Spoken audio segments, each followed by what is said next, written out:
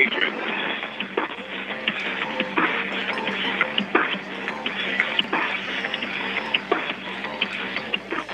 Hello, everybody, and welcome to Metcalfe County Sports Football Friday night. Coach Jay Hurt along with the Stock. Tony, how you doing tonight? Doing really well. Thanks for asking. We're here at a packed and becoming ever more packed Hornets Stadium. The field looking beautiful. The crowd. You're talking about the first week, stretching out past, as far as we can see, past the trees in the park. People are still coming in.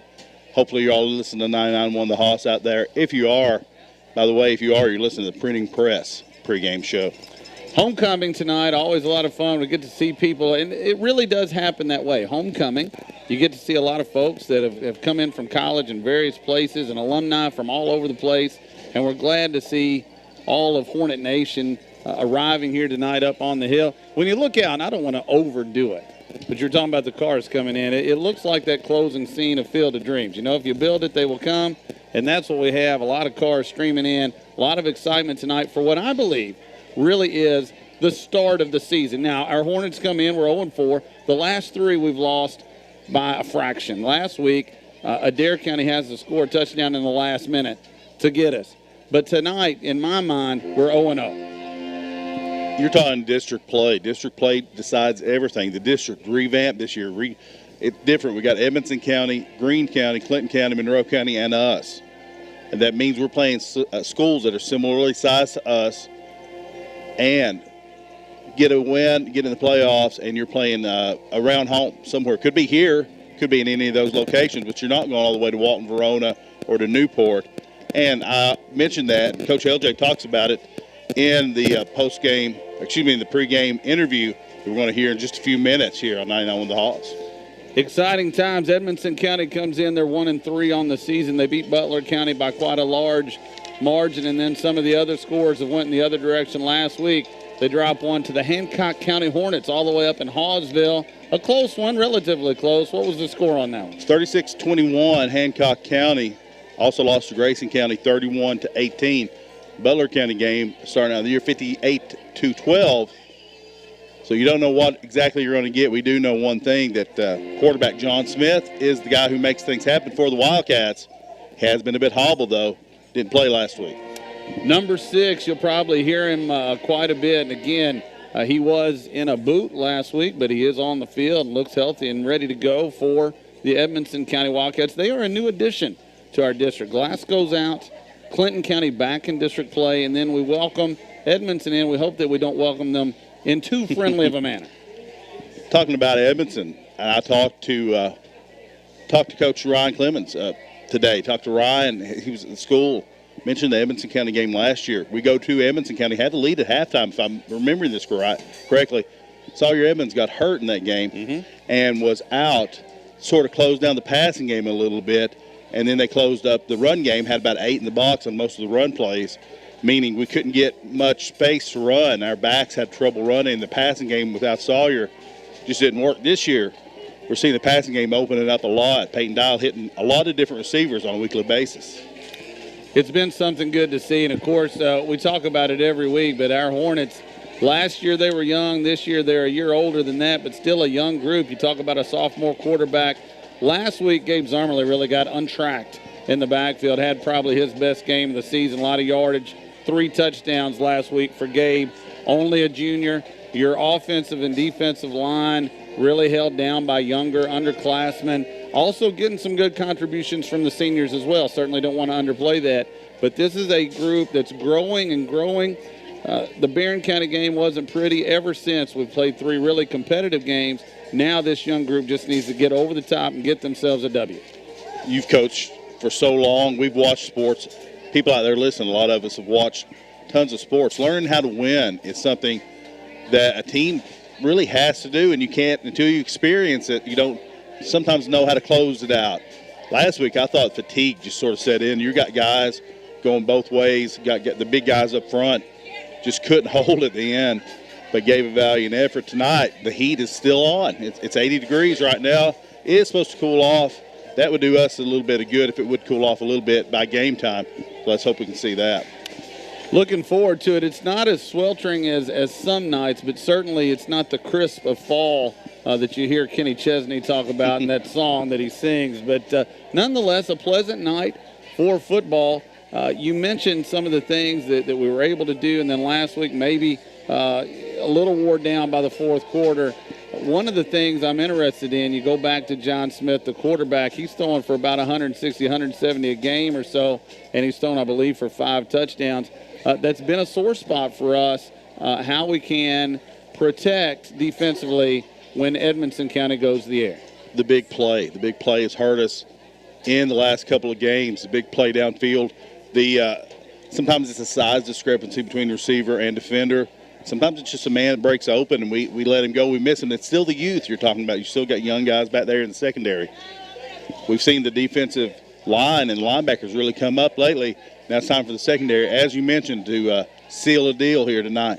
Folks, you're listening to the pregame show sponsored by the Printing Press. We're going to have Metcalfe County Hornet football. We're about 8 minutes away from kick, so let's send it back to the studio for a couple of minutes. You're listening to your home for Hornet Sports and the KY Sports Guys, 99.1 The Hoss. Hey, Stock Tony, what do you think of when you think of the Lighthouse Restaurant? Coach, I think of great food, great service, great atmosphere, and of course, family. Country hen, catfish, chicken. Stock Tony, you read my mind. Coach, I think you're thinking what I'm thinking. Family style at the Lighthouse? Magical. I'll drive. The Lighthouse Restaurant in the heart of Sufferwell. Thursdays 10 to 8, Friday and Saturdays 10 to 8:30. Hi, this is Jamie Wimsatt from Metcalfe Drug. We believe that being a good neighbor pharmacy is more than just a catchy name. We take it to heart.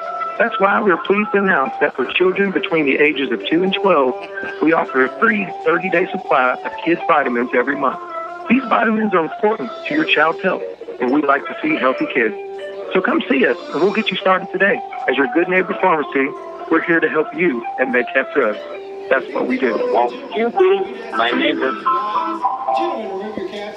Happy's Restaurant is your cozy hometown place to enjoy daily homemade foods and desserts. Peace of mind. We all want it.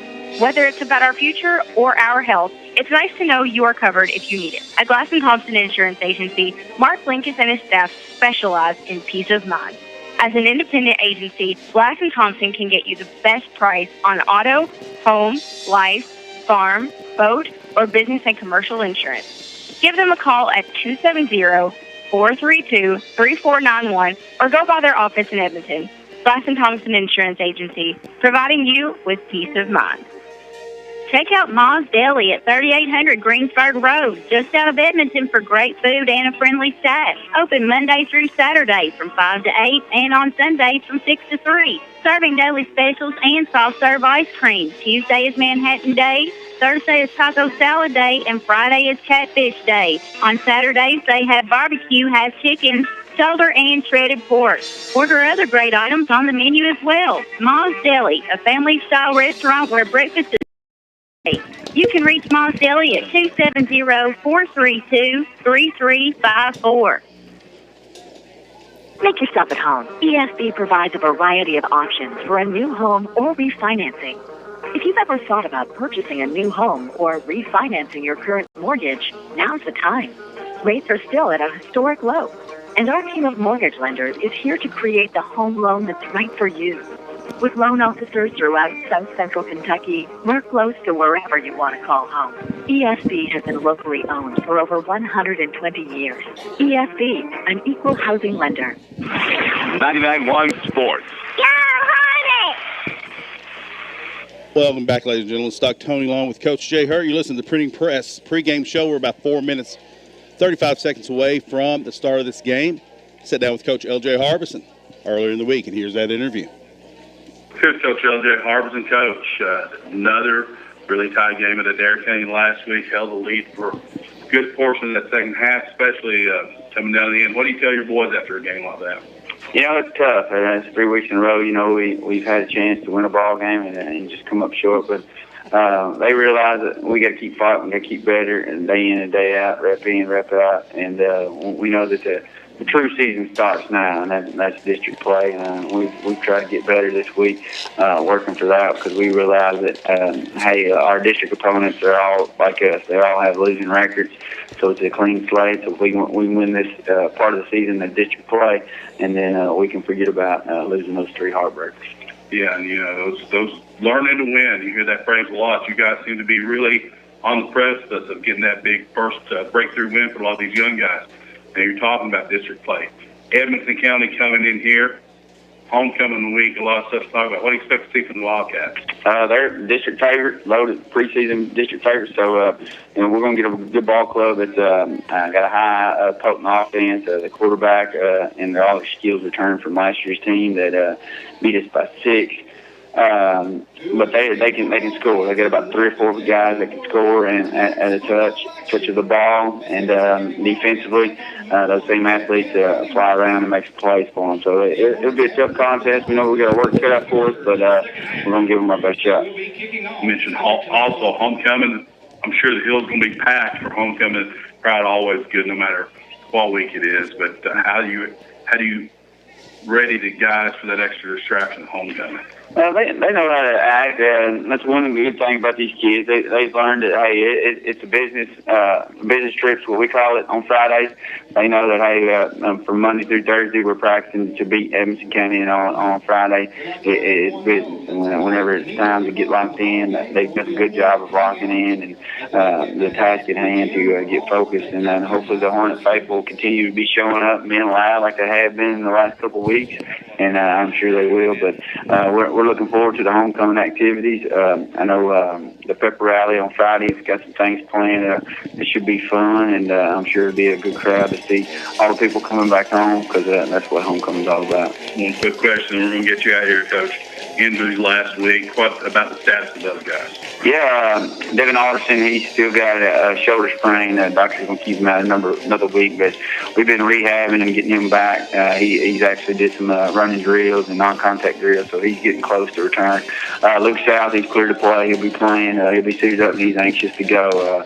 We've had to put the hawk on him a couple times this week during practice, because he's got those fresh legs. When you set out those couple weeks of practice and non-contact, you kind of get the fresh body back, and he's been ready to go. And then other 2 guys, we had 2 rolled ankles today in practice, but they'll be about 80%. Ethan Carver and Chris Shaw, they rolled their ankles in practice, but we've been getting them treatment throughout school and throughout the day to get them back ready to go, but both of them will be about 80%. And finally we get back Rudy Wisdom. He dislocated his shoulder during summer camp, and he finally, this is his first week. He dressed last week, but this will be his first chance to actually play this week. So for the middle of the season, we're as healthy as we would like to be. All right, Coach. Good luck tonight. All right, thanks. All right, ladies and gentlemen. Coach L.J. Harbison, Coach. Another really tight game at Adair County last week. Held the lead. Well, that was so nice we did it twice. That's fine. Yes, it was. But Coach L.J. Harbison with some interesting thoughts. Good news, Luke South. Back at it. We are ready for football. 30 seconds on the clock. I'm not sure if it'll go that long. I know, looking too. I hope you're listening. If you're out there in the line coming in, it's a big line. Just patience. I know it's hard, but tune in to 99.1 here. Tell your friends. We're going to take you right up to kickoff, and it looks like they are going to count it down to the zeros. You know, Russell County last week, it was about 3 minutes they took off those zeros. And they just started. Just whatever they felt like. Not here. Excuse me, that was a dare. But it was a dare. Wyatt Bailey, number 22, ready to kick it away for Metcalfe County. They'll be moving right to left on your radio dial. 1 deep man back for Edmonson County, and a little squib kick that's continuing to roll. Finally picked up at the 30. Veering to the left, hit, evades a tackle, and finally drug down at the 34. Xavier Smith, he's been making some contributions as of late. Last week saw him do some return work. This week, making a tackle on special teams. Good to see Xavier out there and getting after it. A good addition to the squad. I know the kids excited to have him be a part of it. That they are, and just knowing Xavier from school, he's a quiet guy. I know he's going to do his talking on the field tonight. Number 6, John Smith, the quarterback for Edmonson County, is out there. He's in the pistol, has a running back to his right, 2 receivers near side, 2 to the far side. Snap is back. It's high, but he has it. Handoff. hit, breaking a tackle, spun around at the 37, still continuing to move forward, and they'll give him the 38, a gain of 4. It'll be second down. Tackled by number 44, Cole Shive there. A lot of Hornets had a chance at that one. Shifty run and kind of breaking some tackles. Gets about 4, as you said. We're 11:30 to go here in the first quarter. Just opening drive for Edmonson County. 0-0 on the scoreboard. And they mark the football in between the 38 and the 39. You can see that if you're watching on Channel 95. SCRTC, our first ever effort at trying to stream and do the play-by-play as well. Smith has the football. Quick throw out to the left side, complete. It's going to be a first down for Edmonson County past the 45 to the 46. Number 10, Sawyer Evans, making the tackle on the far side. I tell you, when Smith dropped back to make that throw, I can see what the hype's about. He's just comfortable making that throw, had some zip on it. It's going to be, we talked about in the pregame, in the printing press pregame, about stopping Smith. Right now, you know he can make the throws. Trips to the near side this time. One lone receiver to the far side. Again, pistol formation. Smith stands at his 40, fakes the throw, design run, ducks forward, and is taken down after a gain of maybe 3 or 4. Interesting, Stock Tony, that they would go quarterback run with a guy that was injured last week. Didn't seem to have a whole lot of effects as Cole Shive brought him down, but making those quick cuts, got to be tough on a guy with an ankle issue. Cole Shive, by the way, he's been a beast, making and tackling numbers just piling up out there. Really had a nice game last week and the week before, kind of a coming out party for him, and so many kids on the front there doing a good job. That one goes for 3. It'll be second down and 7. Essentially the same formation this time for the Edmonson County Wildcats. Quick throw now out here to the right side, has his man hit hard. There's Cole Shive again. It's going to be close to the first down. We'll see. Yeah, it's going to be really close. Cole Shive, as you mentioned, making that tackle. Good blocking on the edge from the Edmonson County receivers. For 9:50 to go in the first quarter, still nothing. If you're out there in line, hope you're tuned into the Hoff. We still see the line snaking around the park. Huge crowd here tonight. Fantastic. Great to see everybody. And I tell you, the Metcalfe County folks, they never disappoint. They always come out and support the kids.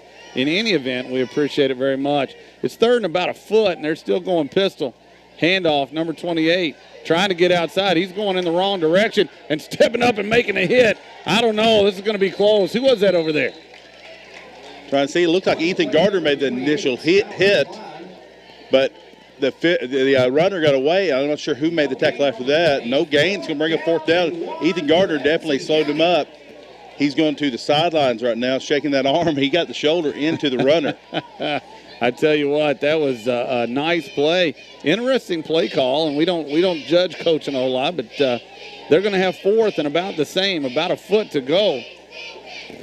Big right here early in the game for the Hornets. Quarterback sneak coming. That makes a lot more sense, but I don't think he got it. Nice stand by the Hornet front, and it should be a turnover on downs. Let's see where they spot it. It's going to be awful close. It's impossible to tell who made that tackle. Let's give it to the whole defensive line on that one. You got Big Will Shirley, I know, in there. You're trying to run over the center, and Big Will Shirley at nose tackle. He's one of the biggest guys anybody's going to see all year, no matter who these teams play. If you're watching it on TV, you might have a better angle than I had. If you're listening on the radio, it's closer than I thought to start with. This could go either way. They're bringing out the chain. So it's going to be a little short, possibly.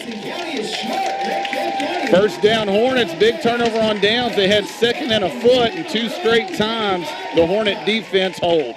About 3 minutes, a little over 3 minutes into this game, Hornet defensive line showing last week, the week before. Those aren't flukes. This is a line that's here to play. 8:44 to go. The Hornets take over on downs. You know, with a young group in whatever sport, you can usually sense when things are about to turn. In the last couple of weeks, the performance has been there. Now the offense is turned. Dial has the snap. Quick throw out to his left. It's caught. Gardner has some space past the 50. Nice, impressive running there all the way down to the Edmonson County 46. Nice swing pass from Dial, and it's good to see Ethan Gardner getting in there, making some of those catches. His confidence, he started playing late in his career, I think his sophomore year. His confidence this year, you can see it growing. Coming up and making that big hit, got the juices flowing. Now making a nice catch. He got second one here. You've got the whole playbook open. Yeah, give Gardner 9 yards on the catch. We're at 8:10. Clock runs. First quarter, no score. second and probably less than a yard. High snap, Zummerly, and they sniffed that one out all the way. He's going to be dropped back to the Edmonson County 49. It'll be third down and about 4. Yeah, that one ran right into the blitz. Shaw, number 2, little linebacker coming up right into that blitz, and that play call kind of perfectly on defense against our play. And the high snap, I think, also sort of got the rhythm off a little bit. If you're a video game player back in the day, if your defense called the offense play, that's the result that you would get. Did you see that on Twitter? I missed week that. It was a video, but basically Edmonton had that one read all the way. As it is, 3rd and 4, man in motion. Dial has it, goes to his left, quick throw, has a man, depends on, well, he stays in down. Wyatt Bly took all the doubt out of it. It was close to a first down. Thought he was going to step out of bounds, but he didn't, and he dives towards the 40. Wyatt Bly, hard to bring down. That was number 2 again out there. Made that play last time, and he couldn't bring him down. Wyatt took no doubt. He left that out of the official's hands. Easy first down now. Hornets on the drive with 7:10 to go in the first quarter. Still see plenty of cars coming in. Glad you're listening here. 99-1 the Hoss. 7:05 to go on the clock. No score. The Hornets, first time we've had the football, and we are on the march. Football at the 41-yard line in Edmonson County territory. Dial in the pistol, has Zummerly back there, gives it to him. Trying the right side, has some room, busts to a tackle, busts to another tackle. Nice gain there down to the 33. At our angle, it was hard to see the hole open up, but Gabe certainly saw the offensive line giving him a little crack. That's all he needed. Then breaks a tackle, sort of goes over the top of it. Go for that 8 yards. 6:30 to go here, and the Hornets looking good on this opening drive. 2nd down, 2 to go. Again, Metcalfe County in Edmonson County territory. 2 receivers to the near side.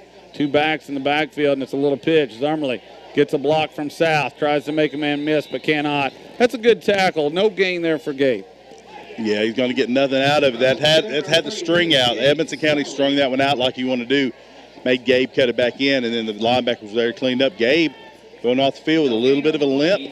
Looks like he's going to try to walk it off, but we're going to see him on the sideline for this big 3rd down play. The tackle there right around the ankles, kind of the old textbook play there, and he might have twisted the ankle a tad. It is 3rd and 2, as you mentioned. Send a man in motion, and we've got some movement up front now. It depends who they think started it. It should go against Edmonds. I saw the official come in. The linebacker once again come up to blitz, force the movement on the Hornets. That's a rule that used to that would always gone against the offense, but a few years ago the rule changed up where the defense can force the player in. It's going to be automatic. It's going to be first down after that 5 yards. There she is. See the Hornets now line up in the huddle. 5:46 to go in the first. Officials straightening this one out. Going to march off the 5 yards, get the chain gang up to the line of scrimmage, stretch this one out. The Hornets are ready to go. They're going to have to wait on the chain gang. Official blowing it into play now. 5:44, clock runs. Dial stands at the Edmonson County 33. The line of scrimmage, the 28. Makes a great catch on a tough snap there. He snowed under at the 32, but that was dangerous.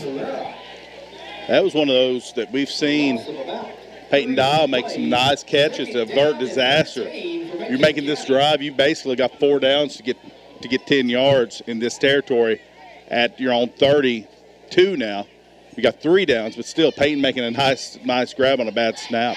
Ball at the 32. It'll be 2nd down and 14. And as you've mentioned before, cars streaming in. And we appreciate it very much. Thanks for coming out and supporting the Hornets.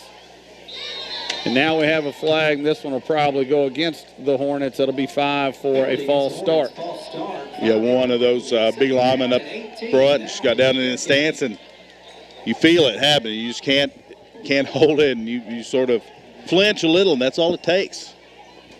The Hornets going backwards. Not what you want to see here. It's going to be a 2nd 18.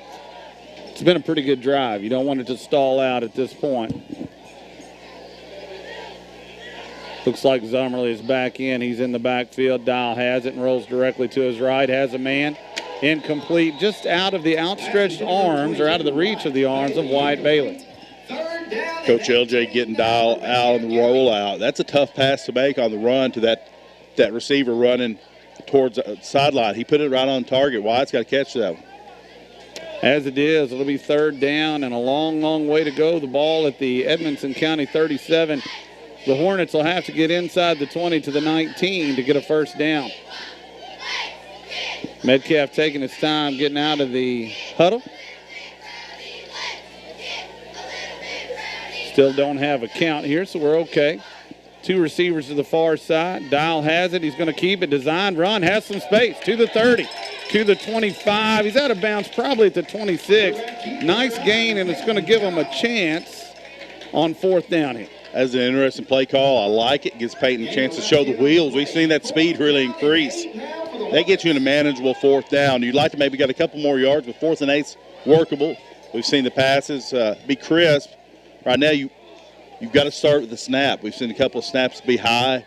You want a good snap. You want the timing right here.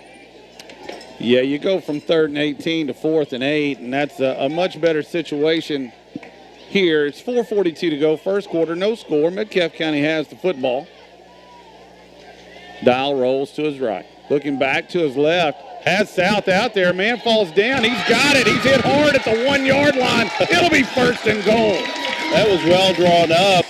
A kind of a tough pass. Peyton Dial rolls right, throws left, they'll throw back. That's not a pass you used to ever see a coach want to make. Now, that worked out really well. The safety on that play on Luke's south side did fall down about the time the ball was coming in. It might have made a difference, but we'll take that. We'll take it. Look, he was open. He was going to have a chance to catch it, but when the safety fell, as you mentioned, it made it pretty much easy money. 1st and goal at the 1. Hornets looking to put 6 on the board. Dial has it, keeps it. He's in. Touchdown, Metcalfe County. Peyton Dial doing a lot on that one with his legs and his arm. Hornets put the points on the board first with 4:30 to go. Take the 6-0 lead. They'll be going for the kick with Wyatt Bailey. We saw this Wyatt trotting out last week for the kick. Had a couple of close attempts, almost made a couple of them. For the record, I have said many times, and I will still say, I'm in favor of this regardless of the results. And now we have some early movement. Looks like Edmonson County jumped.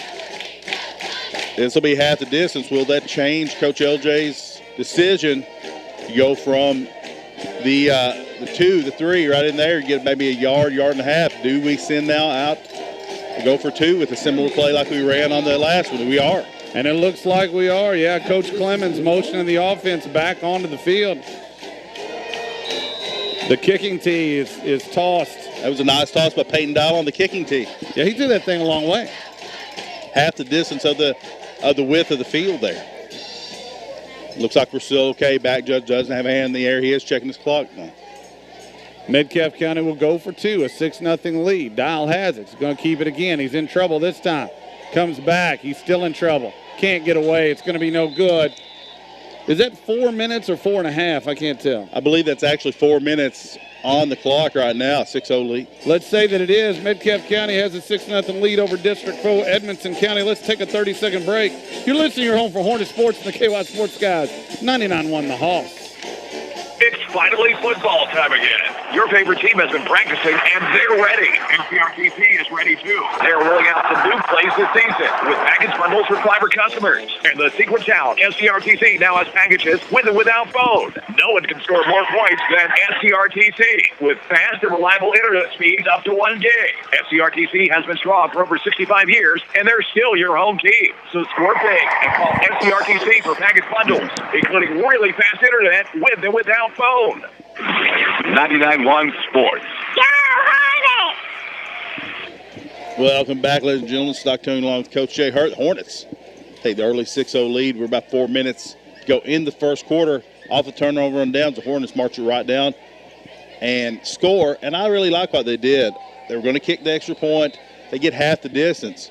You basically say, my guys can get me a yard and a half more than 50% of the time.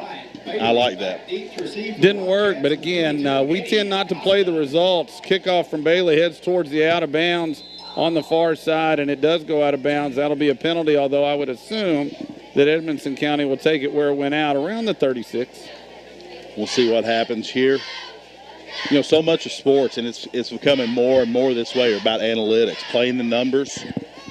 And as I said, I think you like with your line, and your backs, you like getting a yard and a half more than 50% of the time.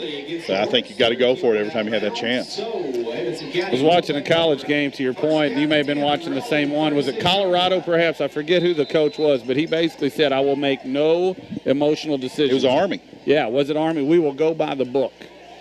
1st and 10, Edmonson County. Straight handoff up the middle. Hit, no big hole there. They're going to give the ball carrier up to the 40. A bigger gain than I thought, but a gain of 4, 2nd and 6. It's big Will Shirley on the tackle. We mentioned Cole Shive having big games lately. Will Shirley had a huge game last week. A lot of tackles this week coming to play too. Big anchor in the middle on that 4th down stop, making the tackle there. Give credit to all those guys. I see big number 56, Tanner Jesse. That whole front line is playing extremely well. We are at the 4-minute mark now. In the first quarter, 6-0. Metcalfe County in the lead. 2nd and 6, Edmonson. Straight handoff again, trying to get out to the right side. Gets a good block from the receiver. Edmonson County is going to have a first down into Metcalfe County territory. Luke South making tackle on that one. The Hornet secondary, the cornerbacks force him in. Wyatt Bly forced him back. Just the little bit late on the linebacker pursuit. Edmonson County with the first down. We're at 3:35 and counting. Hornets with a 6-0 lead in this first quarter. One of the things you talked about for as long as we've been doing this are wide receivers blocking. Edmonson County did a good job that time of their wide receivers blocking. Fake the handoff, quick toss to the right side. He's down. He caught it, but his knee was on the turf, and so he'll be down for a loss of a yard. That's one of those, and you wish he hadn't caught it because he was almost on the ground when he caught it.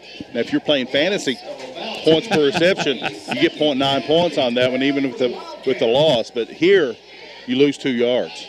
Yeah, they do mark it back near midfield. It's at the 49, technically, in Metcalfe County territory. It'll be 2nd and 12. But, yeah, is there anything that's not PPR anymore? Everything's point per reception. I think some people right? still play standard, but it's Really? rarer and rarer. Smith has it, takes off on his own, has a decent gain down to the 44. We'll call it a gain of 5, but it's going to be 3rd and long. That's number 70, Hunter Fox. Big game again last week. He's one of those guys that you see our Coach LJ in the pregame interview mentioned had a tweaked ankle. He and Ethan Carver were seeing Hunter out there, though, making some nice plays. Ethan Carver, he's out there too. So both those guys out there giving it their all. Yeah, you got Carver, Fox, Shirley you talked about, and then Tanner Jesse, that front 4 doing the job. 3rd and 7, Edmonson County. Handoff, trying to get to the left side, nothing doing. Cole Shive fills the hole, and he'll be stopped short of the first down. He's probably to the 42, let's say. It's going to be about 4th and 5. You mentioned Cole Shive on that tackle. That's at least 3. I remember us calling his name. Got a tweet in here. Reedy Boy out there listening. Hey, Reedy Boy. He says he likes the fantasy football talk. Now, rumor has it Reedy Boy took a really tough loss this week, however, to young Tyler. So he may not like his team as much as he does. He may not like to talk about that. It's 4th and 5, folks. 1:39. Clock runs. First quarter. Metcalfe County leads at 6-0. Edmonson going to roll the dice and go for it. Long snap count. They may be looking to draw Metcalfe County offside. Good discipline there by our guys, as Edmonson County does, in fact. Called the timeout 1:28 to go in the first. Let's keep it right here in the stock. Tony, you tell us about our wonderful sponsors. I want to thank all of them: the Lighthouse Restaurant, Glass and Thompson Insurance, Edmonton State Bank, Ralphie's Fun Center, SCRTC, the Printing Press, Metcalfe Drugs, Ma's Deli, Pappy's, and Murphy's Electrical.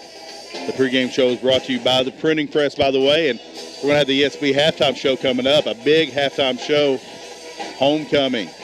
We'll be announcing it here live on 99.1 The Hoss and Channel 95 on the SCRTC. If you're going to go look at SCRTC, another sponsor, check them out on Channel 95. You'll hear the radio broadcast on there and see the game. Yeah, what a fun night it is, and so glad to see that. I wonder if Ethel, our board mascot, probably the most popular person at the board, Ethel, as she hangs out tonight, I wonder if she's watching this on Channel 95.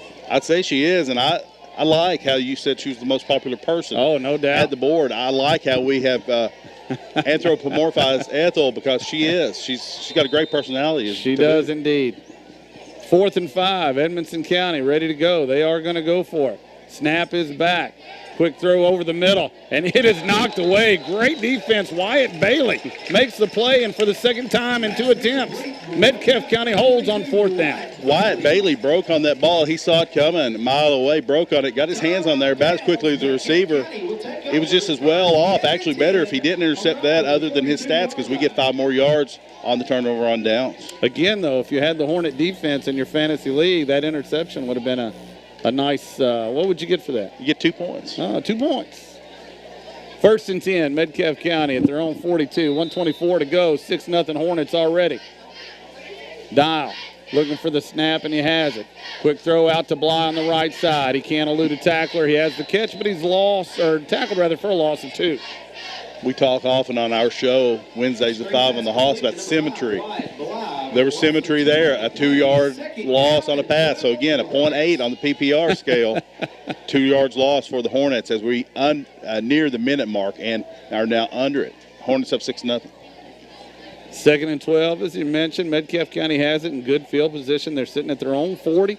Have to get to the Edmonson County, maybe the 47, really, to get a first down here. They send 2 receivers to the near side, 2 to the far side. Dial stands at his own 35. He has the snap. It's a quarterback keeper the whole way. Had a little bit of space, but then it got bottled up. He gains a couple, and it'll be 3rd down. I thought he was going for more as well. Number 12 for Edmonson County, Isaiah Johnson, broke off his block, made that tackle. If he hadn't made it, Dial was going through that hole, and he may have gotten first down. They spotted at the 42, maybe the 43. Let's call it 3rd and 9 as the clock runs, and I think that's going to take us to the end of the first quarter. It's been a good first quarter, for our Hornets. It's a 6-0 lead, as they will have at 3rd and 9. We'll switch ends. And while we're doing that, let's take it back to the studio for 30 seconds. You're listening to your home for Hornet Sports and the KY Sports Guys. 99-1 the Hoss. Gary Murphy of Murphy's Electrical Contracting has got you covered for all of your electrical needs. He's fully licensed and insured. He gives free estimates. You can guarantee when you call Gary at 270-590-3834, you'll be getting professional service. And remember, if those wires are looking scary, call Gary. Serving Hart and surrounding counties, 270-590-3834. That's Murphy's Electrical Contracting. 99.1 Sports. Welcome back, ladies and gentlemen. Stockton along with Coach Jay Hurt on the hill and through 1. The Hornets up 6-0 and on the drive again against the Wildcats of Edmonson County. Going to get you some stats right here. Rushing, Peyton Dial has 3 rushes for 23 yards. Gabe Zermerly yet to get going, 3 rushes for 5 yards. But you got to wonder, is Edmonson keying on Peyton? And that allows other people the opportunities. Peyton Dial 4 for 5 for 38 yards. Passing, Luke South with 1 catch for 23 yards. Ethan Gardner with 1 for 9. Wyatt Bailey with 2 for 6. And Cole Shive right now leading with 4 tackles for the Hornets. Dial rolls to his right, has a man. Gardner not going to be close to the first down. He's to the 47. It'll be 4th down and about 5 yards to go. Saw Ethan, if you were watching that one on 95, Channel 95 on the SCRTC cable, Ethan kind of got bumped on his way out for that completion. Looks like we're going to send Wyatt Bly out here. Punted away for the Hornets. We're 11:30 and counting. Second quarter. Hornets up 6-0. Bailey is back, stands at his own 35. Snap is back. It's a good one. Puts the toe to it. High, end over end, short kick, heads out of bounds. And let's see where they spot it. It'll be at the 40. No, he's actually marching back the other way. And it'll be at the 45-yard line in Edmonson County territory. Wyatt got that one a little bit off the side of the foot. So I'll give Edmonson County a good field position with 11:15 to go in the second. We've seen this Hornet defense, though. Right now, Coach, it doesn't seem to matter where the field position is. Actually, the closer to their end zone, it seems the better for them. And especially this defensive line just coming up with big stop after big stop. I'd like to remind everyone again about the Hornet Hangout. I do want to mention this. One of our sponsors, Glass & Thompson Insurance, has a tent down there. Justin Bruce is around. So if you're in the vicinity, if you're here, go down there, put your name in the hat. At the end of the year, they're going to give away some great prizes, one of which is a free KY Sports Guys t-shirt. How do I win? Put my name in the hat. I also want to mention the Hornet Hangout after the game until midnight. After the game at the high school gym until midnight. If you're out there listening, if you're a Hornet student, maybe you're at the game. Maybe you're not at the game yet. Maybe you're still in the line because there's still people coming in here tonight. Want to go to the Hornet Hangout. Amazing. 11:15 to go in the second quarter, and we still have cars piling in. What a great crowd. You look down here to our right, and the row of chairs that are just hanging out between, let's say, the 35 and the end zone. And then you go the other way, and you got just as many, if not more. Just a tremendous, tremendous crowd. I really like the ones out to our right, about the 20-yard line, near the Kona Ice truck. That's a heady play right there. Well played, well played. They got some good stuff down there, too. Those Kona Ices, I tell you what, they're as smooth as can be, and there's Tasty's grape Kool-Aid. Amen to that. 1st and 10, Edmonson County down to one timeout for the remainder of this half. 11:15 to go in the second quarter. 6-0, your Hornets are in the lead. Edmonson County breaks the huddle, and we're ready for some football action. 3 receivers the far side, 1 to the near side. Again, pistol formation. Smith stands at his 40, has the snap, and rolls to his right. Tosses it out there, has a man complete, peels back in. Big gain here, still on his feet inside the 35, down to the 33 in Metcalfe County territory. Looked like Wyatt Bailey on that tackle. Nice moves after the catch. Nice run after catch by the receiver. Once again, see Smith with his throwing. The throw is very fluid motion. Comes out there really quick. On the line, I really like the way this kid throws the ball. Edmonson County comes to the line. Same formation as the last play, basically. 3 to the near side, 1 to the far side. Smith has it. He's going to keep it himself. A called play past the 30, knocked down at about the 27. A good gain there for Edmonson. We'll call it 5. There's big Ethan Carver making that tackle. We've seen Ethan making some nice plays this year. Sideline last week at Adair County with that ankle. Good to see him back out there. We're at 10:30 here. Hornets hold on to the 6-0 lead in the second quarter. Edmonson County driving now, having about 2nd and 4 on the Hornet 28. If you heard the voice of our venerable PA announcer, Daniel Bragg, they do give him 6 on the play, and so it'll be 2nd down and 4. Edmonson County threatening here at the Metcalfe County 27. Quick throw out to the right side, a little high. It's hauled in out there. Nice move by the receiver and finally knocked out of bounds right at the 1st down marker. You mentioned the throw being high, but the receivers on Edmonson County's team, tough. They're shifty. They're hard to bring down.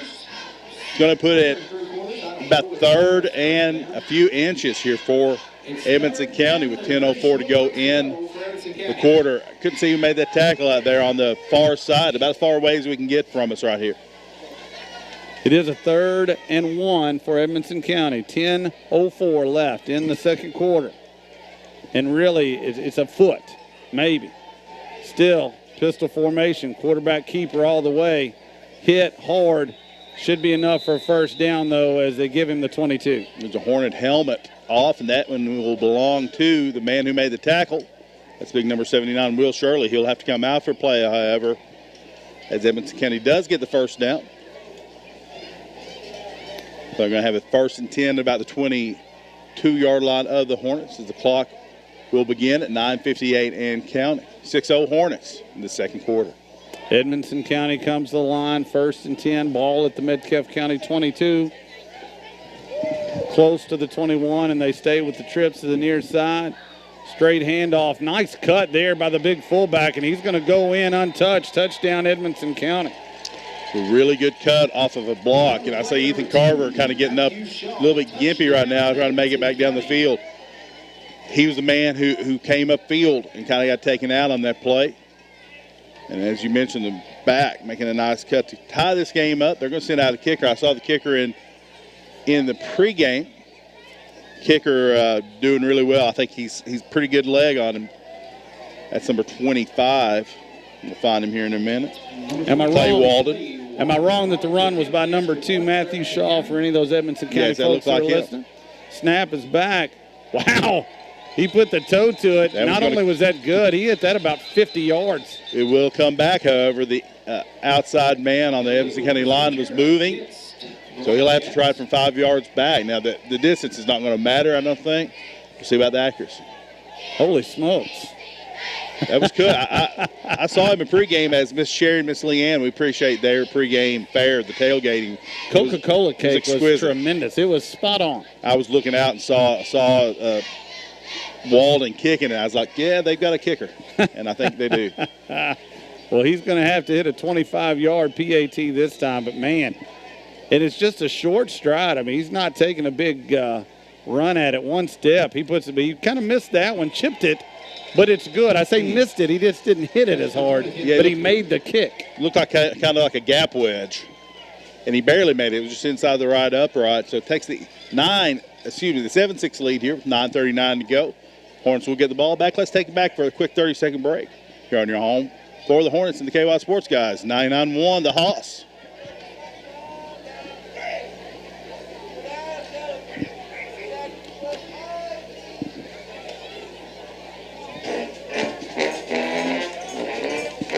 All right. Ralphie's Fun Center at 702 Happy Valley Road in Glasgow has specials every day of the week for these activities. Mondays, skating. Tuesdays, mini golf and inflatables.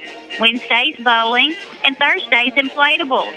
And don't forget, party rooms are available for birthday parties, reunions, and other events.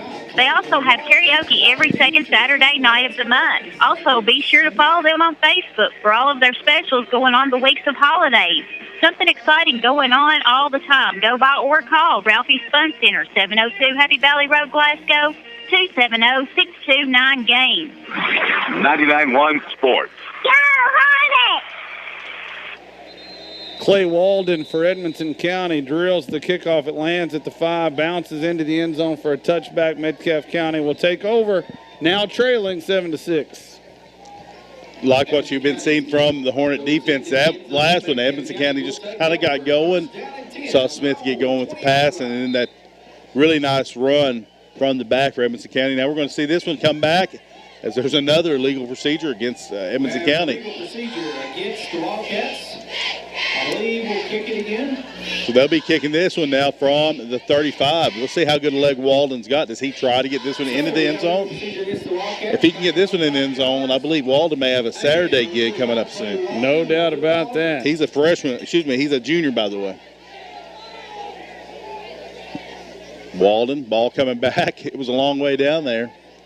Ball's coming back. He's going to tee it up. We got 9:39 to go in the second quarter. The Hornets now trailing 7-6 to the Wildcats of Edmonson County. Stick around at halftime. You don't want to miss the ESB halftime show. Not only will we give you stats, we're going to give you homecoming, and I don't know of any other radio station that gives the homecoming results live. Puts the toe to this one, angles to the right side. This time taking it to 20. That's Tyler Neal past the 30 and spins past the 35. Nice return there. That's a 16-yard difference, or 15 at least, depending on the spot. So that was a big penalty against Edmonson County on that one. Neal, as mentioned, with a nice return. Hornets in the huddle. They're going to break, get quickly to the line. Edmonson County still sort of shuffling around on the defensive side. Now the Hornets to the line. Metcalfe County has 2 in the backfield with Dial handoff. Zummerly, big hole, 40, 45, makes a man miss. Past midfield, past the 45, down to the 41-yard line. What a run. You saw a little bit of everything from Gabe Zummerly on that run. First of all, the burst, the vision to find the hole, the burst to get through it. Then the move he put on the free safety. He was waiting there to tackle him. And then what I really like seeing is he felt the pressure from the back. He felt the tackler coming in, put both hands on the ball to secure it. And well blocked again. Big hole to start with. Gabe did a lot of the work, but those guys up front, and that was one of those 2-back sets where Luke South was in the backfield also trying to open up some holes. This time it's just Dial and Zummerly, 2 receivers to both sides. Ball at the 41 in Edmonton territory, 9 minutes to go. Handoff Zummerly again, but this time he spun down for a loss. Back to the 43. That was a tough one. Number 35, Preston Mills, coming off the edge. Got into the Hornet backfield early. They were just well designed on the defensive side from Mills. And he made a nice takedown against Zummerly. And Zummerly, not easy to take down. 8:40 and counting here. Second quarter, Hornets on the drive into Edmonson County territory. Now they're at the 43, 2nd and 12. And I'm sure you mentioned it, but it is 7-6. Edmonson County is taking the lead back with a PAT. 1 point advantage for the Wildcats. 2nd and 12. Metcalfe County sends Edmonds here to the near side. Dial, design keeper. Has some room past the 40, dives down to the 36. Looked like Klein may have got a shoestring from Dial. We've seen that play be pretty successful here tonight to get some big yards, especially in those times where you've lost yardage and need to get back into workable downs. Now you've got 2 downs to get these 6 yards. They do spot him at the 38, and it will be 3rd and 6 as we head to the 7:45 mark here in the first half. It's been a good game so far. 2 very even teams. Metcalfe County on the move. Trail it by a point. Edmonson 7-6 so far. Dial again sends 2 to the near side. Has Zummerly back there with him. Design keeper again.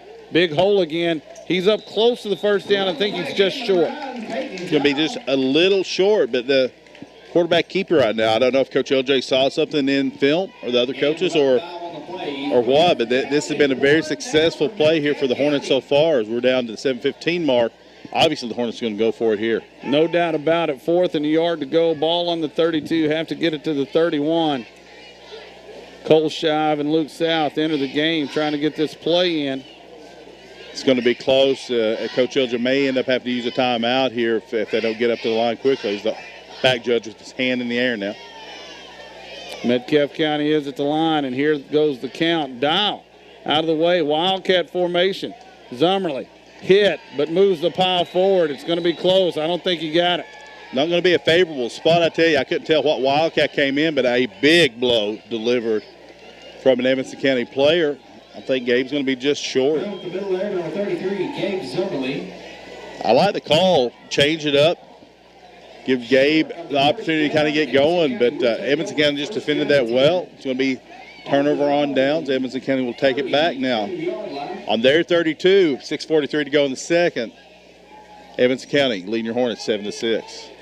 Stuck Tony, that's 3 times we've seen 4th and a fraction, 4th and half a yard. And 2 times our Hornets have stopped the Wildcats. This time the Wildcats reverse that and stop our Hornets. For those loving a good old defensive battle, all we're missing here for a classic NFC North battle is the frozen tundra of Lambeau Field. Oh, that's all we need. Can we be the Packers? I'd be fine with that. 1st and 10, Edmonson County snaps back. Smith has it high, hands it off to his tailback, and he's smothered, swarmed under by the Hornets. Looks like Cole Shive, and who else is in there? Looks like Hunter Fox, big number 70 as well. Teaming up for that tackle. He gets about a yard out of that one. We're at 6:25 and counting. 2nd down and 9 for the Wildcats. You know, we've seen a lot of these plays where you get 4 downs. We've seen, you mentioned 3 times already, 4th down turnovers, or turnovers on 4th down. This one right here, way too deep. I'd like to see what Edmonson County's punt team looks like. 2nd down, 9 yards to go. Smith has the tailback to his right. Man, he dwarfs the tailback. Gives it to him. Has a hole. Big hole. 1st down. Stutter step. Finally drugged down from behind in Metcalfe County territory at the 45. That is number 54, Peyton Brooks, out making that tackle. But Skylar Klein, the small tailback, very Tariq Cohen-esque or Darren Sproles-esque if you're a fan of the NFL, but just got through that hole. He's quick. He's small, but he's fast, and he extended that play on out now. With 5:35 to counting, Edmonson County in Hornet territory. 1st and 10 Wildcats at the Metcalfe County 45. 3 receivers to the far side, 1 to the near side. Smith stands at the 50, has it, hands it off. And this is the big fella that scored earlier, number 2, Matthew Shaw. Not nearly as much that time, gains a couple. It's hard to tell. I'm not sure. He just didn't trip himself there. He got tripped up on the cutback. Big difference in those 2 backs. That's the thunder and lightning approach, sort of, I guess, that you see sometimes. You put those 2 guys beside each other, it would be almost comical in size differential. Metcalfe County's front 4 standing up right there, and do want to give a shout out to number 75, Luke Meadows, who's out on the field. 2nd and 8. 2 receivers both sides. 4:40 to go. in the first half. Smith looking to throw, thinks better of it, takes off and runs. He's in the open field. He's cut down at the 30, but it'll be a first down. Tackle made there by number 5, Wyatt Bly. Smith showing the experience and the athleticism. Hornets brought a blitz, cleared out, vacated the middle of the field, and it was just one-on-one with Smith and Cole Shive. He made Shive miss and got a lot of yards afterwards for the Edmonson County first down. Clock runs, 4:25 to go, second quarter. Edmonson County has a 7-6 lead over your Hornets. Scored the last time on a long run by number 2, Matthew Shaw, the sophomore. 3 receivers to the far side, one to the near side. Snap is back. Smith has it. Handoff. There's Shaw again. He's hit hard by Cole Shive and drug down after a gain of 3. You mentioned big number 75, Luke Meadows. He was in there, wrapped around the runner. So let's give him credit for that tackle. About 2 on the play. Second down and 8 now for the Wildcats. 3:15 counting, gain of 2 for the Wildcats. It's going to be 2nd and 8 on the Hornet 27-yard line. Neither team in a huge hurry, and the clock not exactly in a dangerous area for Edmonton, but we're winding down to about 3.5 to go here in the second quarter. We've seen the Hornets making their hay on late half stops. Smith has the football. Quick throw out here to his left, has his man past the 20. It'll be a first down. Finally drug down at the 18. Dakota Shaw out there making that tackle. It's going to move the sticks, however, for the Wildcats. When this play resumes, it's around 3:20 now, probably under 3 minutes. And you mentioned the Wildcats in no big hurry. The Hornets will get the ball to start the second half. 1st and 10, Edmonson County ball at the 18. They're in the red zone. You know, they love this trips formation. They're sending trips out right again, but oftentimes they run out of it. Smith has Shaw to his left. He's going to keep it himself this time. A designed run all the way. Huge hold there. Everybody in the building saw that. Smith fumbles at the goal line. I think the Hornets have come up with it. If they have, it's going to be 1st and 10 Hornets. They'll decline this penalty. What a big hit. What a big play. Huge hit, and the recovery there by Wyatt Bailey. I didn't see who made the big hit, but it was a large one. That play, that's why you keep playing the play, even though you know the hold's there. 3 officials threw that flag, but the hit, we're getting confirmation who made that hit. We believe Peyton Dow will get credit for the hit and the tackle, and then as you say, Wyatt Bailey, the recovery. What a play, what a turn of events. The Hornets hold again. That one went, when you saw it, from good to great. You knew the play was coming back, but the Hornets stayed playing, and now they're going to have the ball 1st and 10 at the 20. Late sub in for the Hornets. That's Tyler Neal, number 12. A lot of shifting going on the defensive line for the Wildcats. Snap comes to Dial. Handoff. Run up the middle. That is Mikey Bennett. He's going to get about 5. Run on the play there, number 21, Mikey Bennett. Bennett in there for Zummerly. Zummerly right now maybe resting that ankle. We saw him a couple times. He's on the sit on the sideline right now. 2:25. We'll see if the Hornets are in a hurry, try to get going. A big play here, obviously you would be. Bennett still in the backfield for the Hornets. Twins to the left, South in the backfield as well. This formation. Dial now, the quarterback keeper of the middle. Shakes the tackle, gets down close to the first down. Looks like he's going to be just a little short. It's going to bring up 3rd and 1 as we go under 2 minutes here now. You know, we've seen that play work really well for the Hornets to get 4, 5, 6, 10 yards even. Now, the Hornets with a 3rd and 1. This is a pivotal one. We'd like to see the Hornets get this first down. Even if they can't punch it in, you'd hate to have to punt right now from here. Minute 40 to go, 7-6. Edmonson County has the lead. Dial stands at his own 25. About a half a yard to go for first down. Dial's going to throw for it, and in fact, he pulls it down, thinks better of it. Now he's got to get rid of it. He throws it up for grabs. Has a man. It's caught at the 39. What a play. Sawyer Edmonds. There's a lot of people to give credit to on that one. Let's give credit to that offensive line first for staying with the blocks. Let's give credit to Sawyer Edmonds and to Peyton Dial for not giving up on the play. Peyton Dial extended that one out as far as it could be extended. And give credit again to Sawyer for being out there and for making a nice play on that ball. 1:26 and counting. Now the officials say run the clock. Hornets have it on their own 39-yard line. Send trips out to the left. Dial in the pistol formation. Bennett behind. Rolls left. Looking. Downfield. Open. Catch made. Pass complete again to number 10. That is to number 10, Sawyer Evans. Now we saw Sawyer start to make that catch at almost the first down sticks, but the momentum brought him back about 4 yards. So it's going to be 2nd and 4 for the Hornets. And Coach LJ is going to call a timeout and send it back to the station for a quick 30-second break here on your home for the Hornets and the KY Sports Guys. 99-1, the Hoss. Hey, Stock Tony, what do you think of when you think of the Lighthouse restaurant? Coach, I think it's great food, great service, great atmosphere, and force, family. Country heat, catfish, chicken. Stock Tony, you read my mind. Coach, I think you're thinking what I'm thinking. Family style at the Lighthouse? Magical. I'll drive. The Lighthouse Restaurant in the heart of Sufferwell. Thursdays 10 to 8, Friday and Saturdays 10 to 8:30. 99.1 Sports. Welcome back, ladies and gentlemen. 1:05 to go here in the second quarter. Stock Tony along with Coach Jay Hurt. Hornets trailing 7-6, but on the drive, still 2 timeouts. They're near midfield. Have you mentioned the halftime show sponsored by Edmonton State Bank's coming up? We have homecoming. We'll give you coverage of that as we go forward, but also athletic director Matt Shirley. Is he coming up to talk to us? I think we're just going to do homecoming We're tonight. doing homecoming. So no on Matt Shirley. Maybe next week. I don't know how that'll affect listenership, but that's the way it goes. Dial rolls to his right, throws deep.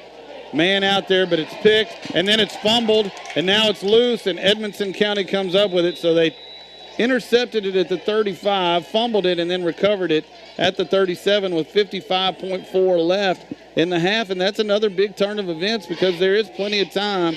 And John Smith, the Edmonson County quarterback, has an arm. Yeah, that one really is. I don't know if Peyton's hand was hit or if the ball just fluttered, but it didn't come out of his hand well. And Edmonson County with a man there, and I give credit, I believe Wyatt Bly he did strip the ball. The Hornets couldn't recover it. And now Edmonson County with a couple of timeouts has the ball near midfield, about the 37. Number 10, Andy Lindsay, the senior, intercepted it for Edmonson County, and then number 14 picked up the recovery. 1st and 10. Smith has the football, looking to throw over the middle, and this one almost picked. It's incomplete instead. Looked like maybe Peyton Dial had a shot to get it back. Peyton Dial had his eyes on that ball. That was a tough pass. That was covering a lot of ground, going out to the far hash from the near hash here. And Peyton almost had it. If he could have got it one more step, he'd have hauled that one in. Peyton made a great dive to his left. That would have been an extremely tough play, and it was a tough play. It would have been a great pick if he'd have gotten it. As it is, it's 2nd and 10, ball at the Edmonson County 37. Wildcats have the football here with 49.7 to go. In this first half, they have the lead 7-6 over our Hornets. Smith sends 3 to the far side, 1 to the near side. Has the football, looking to throw, getting pressure. Sends it out to the safety valve, the little tailback, but he is snowed under. 2 guys out there, Cole Shive among them, and I believe, is that Sawyer Evans? Looks like Sawyer Evans. Cole Shive with the initial hit on that one. And the little tailback we've seen for Edmonson County, very shifty and very quick, but Cole Shive and Sawyer Evans gave him nowhere to go on that outlet pass. And at this point, Edmonson County has went nowhere. There's 21 seconds left. Coach LJ looks content to let it go to half. Edmonson's certainly going to run another play, but they're not in a hurry. We're under 15 to go here. It's 3rd and 10, ball on the 37. Trips to the near side this time. Just a simple handoff up the middle. Hit hard is Shaw. He's still churning forward, but he's short of a first down. That should be the last play of the half.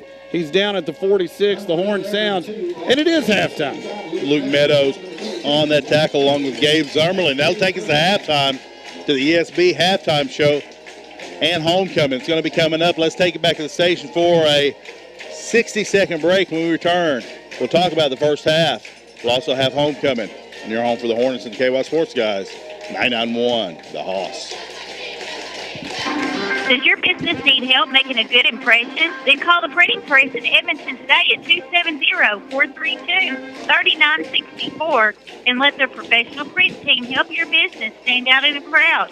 Whether you need business cards, envelopes, letterheads, receipts, Or maybe you're in the market for custom print specialty items like ink pens, magnets, tumblers, and magnetic signs, just to name a few.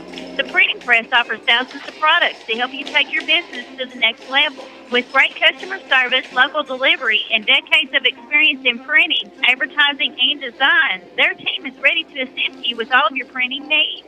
Stop by their office located at 406 South Main Street in Edmonton, or call the Printing Press at 432-3964 today.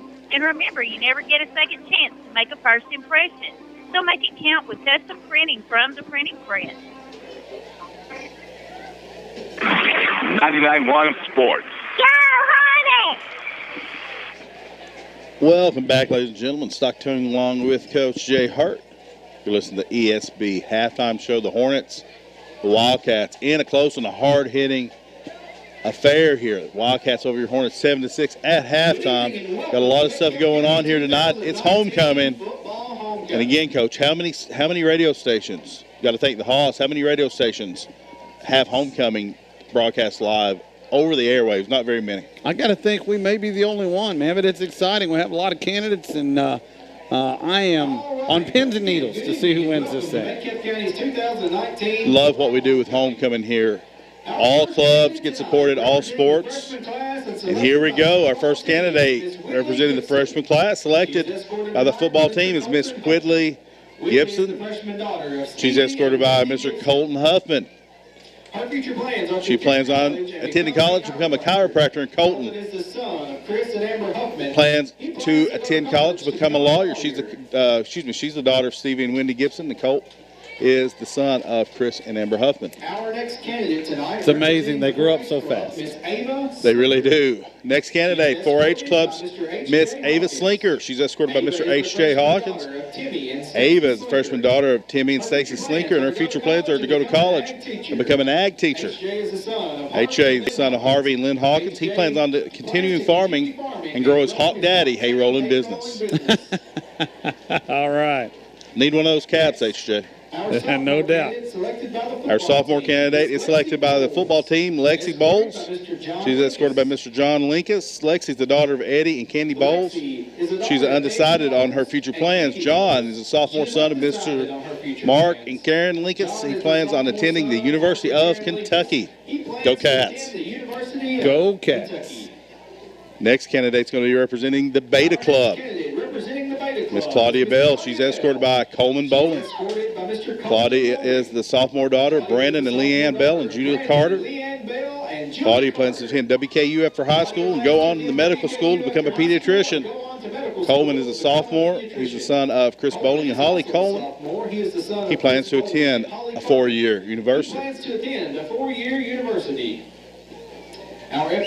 Next, representing the FFA is Miss Mallory Russell. She's escorted by Keaton Jesse. Mallory is a sophomore daughter of Terry and John Atkins and Brandon Russell. Her future plans are to become a cosmetologist and continue working in the agriculture field. Keaton's the junior son of Teddy and Angela Jesse, and his future plans are to attend college for a degree, medical field, or sports broadcasting. He may be coming after our jobs, Coach. Let him do it. I look forward. Maybe we can get him on the show with us. Absolutely. Next is Miss Anna Humphrey. She represents STLP. She's escorted by Lucas Perkins. Ann is a sophomore daughter of Rosa Humphrey, and Sean Wilson. She plans to attend Mount Holyoke College for a degree in finance. I hope I pronounced that right. I apologize if I did not. Holyoke. Lucas is the senior son of Eddie and Teresa Perkins. His plans to become a high school history teacher on a principal track. Next is the book clubs. Miss Allie Carlhorn, escorted by Justin Bryant. Allie's a sophomore daughter of Tim and Kelly Carlhorn. Her future plans to attend Lindsay Wilson to become a nurse. Justin is the son of Todd Bryan. His future plans are to attend WKU and work with special needs kids with behavioral issues. I always love it when the kids dress up. Did I say that already? It's always nice to see. Big Spence. Next is the junior class representative selected by the football team, Miss Autumn Glass, escorted by Mr. Spencer Dillingham. Autumn's a junior and daughter of Russ and Summer Glass. Her future plans are to attend WKU, pursue a degree in the medical field. Spencer is the son of Homer and Joyce Lobb.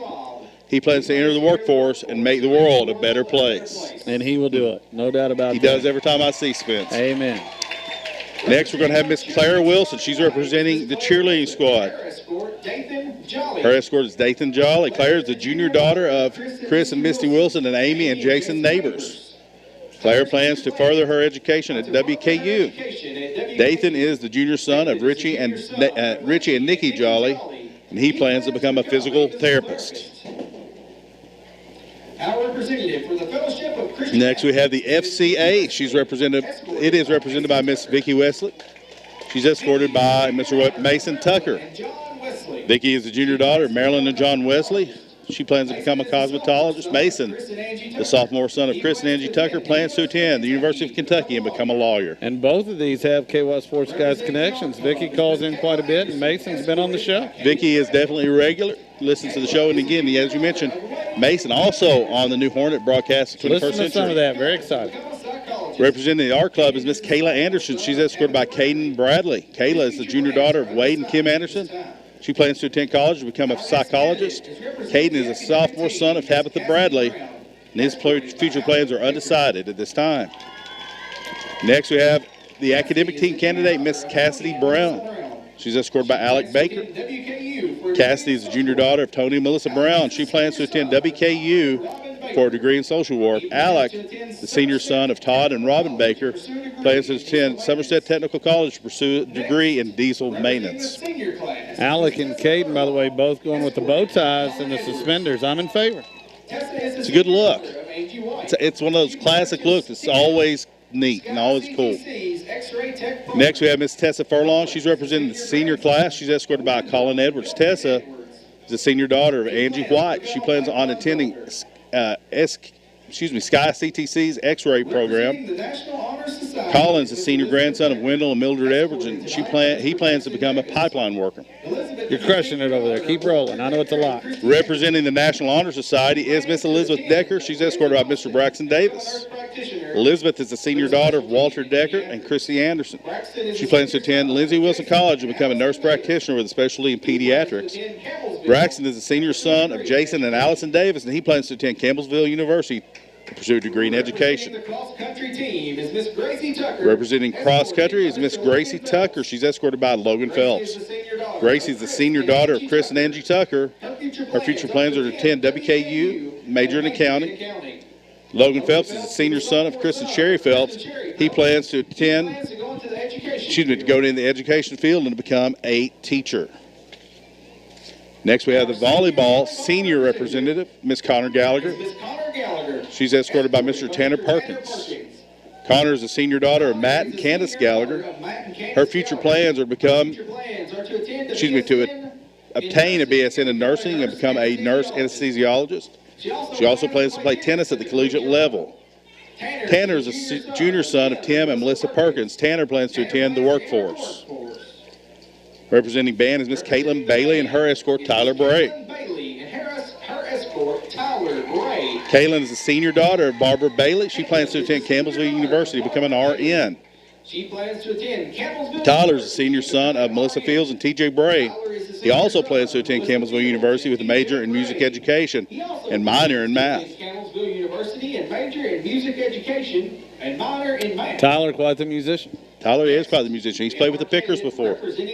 Next, we have our golf team candidate, Miss Marissa Fields, escorted by Mr. Sheldon Compton.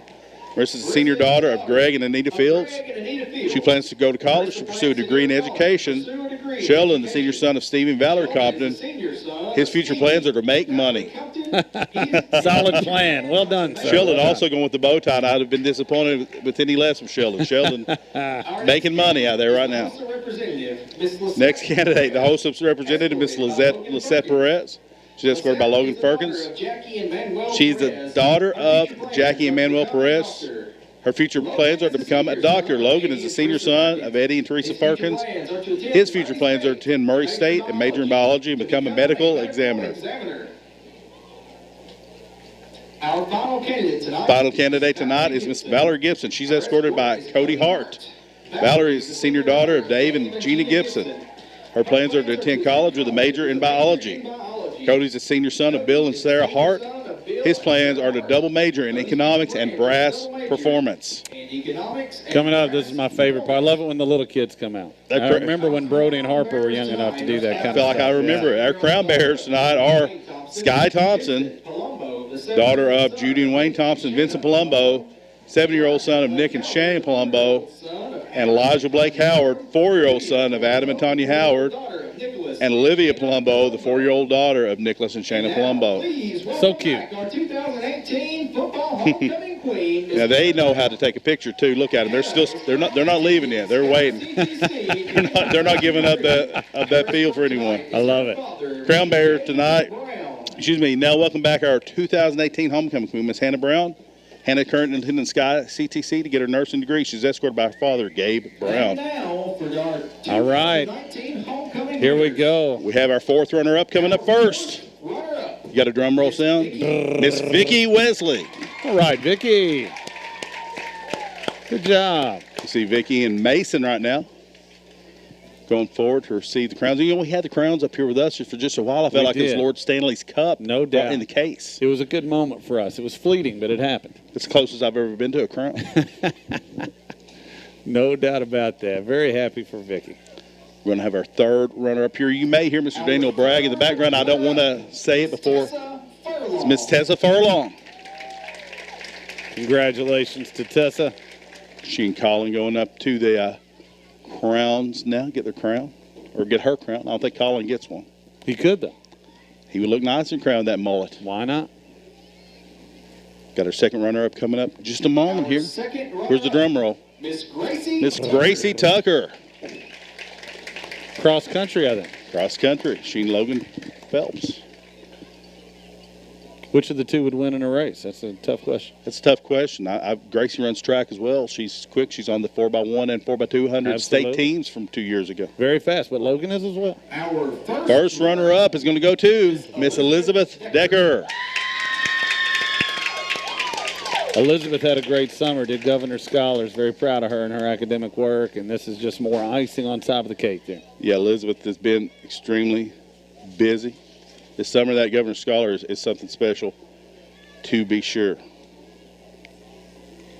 Mr. Braxton Davis escorting her up there now. And now for the big one. 2019 Metcalfe County Football Homecoming Queen, Miss Marissa Fields. Marissa making her way up, and Sheldon, the bow tied. Are you going to break into there? She is. Man, that's you right there. I'm going to pass. You've got more of that lounge singer in you, I think. I do have a little lounge singer. Congratulations to Marissa. Very proud of her. And, of course, Marissa, probably the lone senior on the Lady Hornet basketball squad this winter. Very proud of Marissa and happy for her. And congrats to everybody. A great-looking group out here. They've all dressed up to the nines, and our community can be proud of all of the candidates. That saying, by the way, found out it used to be it was dressed to the Ines. Oh, really? And people just mistook it for dress to the nines, and this stuck. It stayed. How about that? All right, we're about a little under 10 minutes to go before start of the second half. The Hornets will be getting the ball here first. You're listening to the ESB halftime show, the Edmonton State Bank halftime show. You've heard the homecoming. Congrats to all the candidates. Let's send it back to the station for a 2-minute break. When we return, we'll have some stats. Break down that first half here on your here in your home for the Hornets and the KY Sports guys. 99.1, the Hoss. Make yourself at home. ESB provides a variety of options for a new home or refinancing. If you've ever thought about purchasing a new home or refinancing your current mortgage, now's the time. Rates are still at a historic low, and our team of mortgage lenders is here to create the home loan that's right for you. With loan officers throughout South Central Kentucky, we're close to wherever you want to call home. ESB has been locally owned for over 120 years. ESB, an equal housing lender. Hi, this is Jamie Wimsatt from Metcalfe Trust. We believe that being a good neighbor pharmacy is more than just a catchy name. We take it to heart. That's why we're pleased to announce that for children between the ages of 2 and 12, we offer a free 30-day supply of kids' vitamins every month. These vitamins are important to your child's health, and we like to see healthy kids. So come see us, and we'll get you started today. As your good neighbor pharmacy, we're here to help you at Metcalfe Trust. That's what we do. Won't you be my neighbor. Happy's Restaurant is your cozy hometown place to enjoy daily homemade foods and desserts and free refills on your drinks. One Friday night each month, they serve seafood. Delicious breakfast every morning from 5:30 till 10:30. Come join the fun with karaoke from 5 to 8 p.m. on Saturday night. Citywide delivery, birthday, wedding receptions, and banquets. Seniors 62 and over get 10% off. Be sure to check Facebook for more information. That's Happy's on South Main Street here in Edmonton, serving Southern food with a Southern smile. 270-432-7277. Make yourself at home. EFB provides a variety of options for a new home or refinancing. If you've ever thought about purchasing a new home or refinancing your current mortgage, now's the time. Rates are still at a historic low, and our team of mortgage lenders is here to create the home loan that's right for you. With loan officers throughout South Central Kentucky, we're close to wherever you want to call home. EFB has been locally owned for over 120 years. EFB, an equal housing lender. 99.1 Sports. Welcome back, everybody. Coach Jay Hurt along with the Stock Tony with the KY Sports Guys. You're listening to the Edmonton State Bank halftime show. Your score at halftime, Edmonson County, the visitors have a narrow 7-6 lead over our Hornets, and we're about probably 7 or 8 minutes away from the second half kick. The Hornets should get the first crack at it here in the second half. Do want to say a couple of things on homecoming. Big thanks to Coach Dina Hurd, who spent a lot of time, and I mean a lot of time, putting that thing together. Thanks to everybody at the high school for making it a special night. It was a lot of fun. Big crowd here. Congratulations to Marissa Fields on being the 2019 football homecoming queen. You know, we say this anytime you put on an event, any sort of event, just the mere having a game, there's so much goes into it behind the scenes.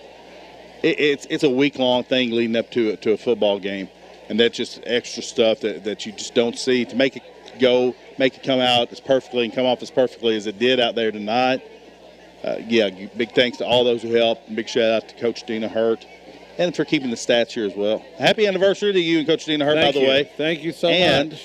Happy birthday to Joe Karen. Absolutely. Happy birthday, Joe Karen. Happy anniversary to my lovely wife, Coach Dina Hurt, who decided to spend her anniversary right here keeping stats. And having said that, how about some stats? The Hornets, as you mentioned, trailing 7-6, but they will get the ball. Love the deferring here on your home. Defend your turf first. Get the ball back to start the second half. For the Hornets, Peyton Dial has 6 rushes, 438 yards. Gabe Zermley with 6 rushes, 426 yards. Mikey Bennett had a rush for 5 yards.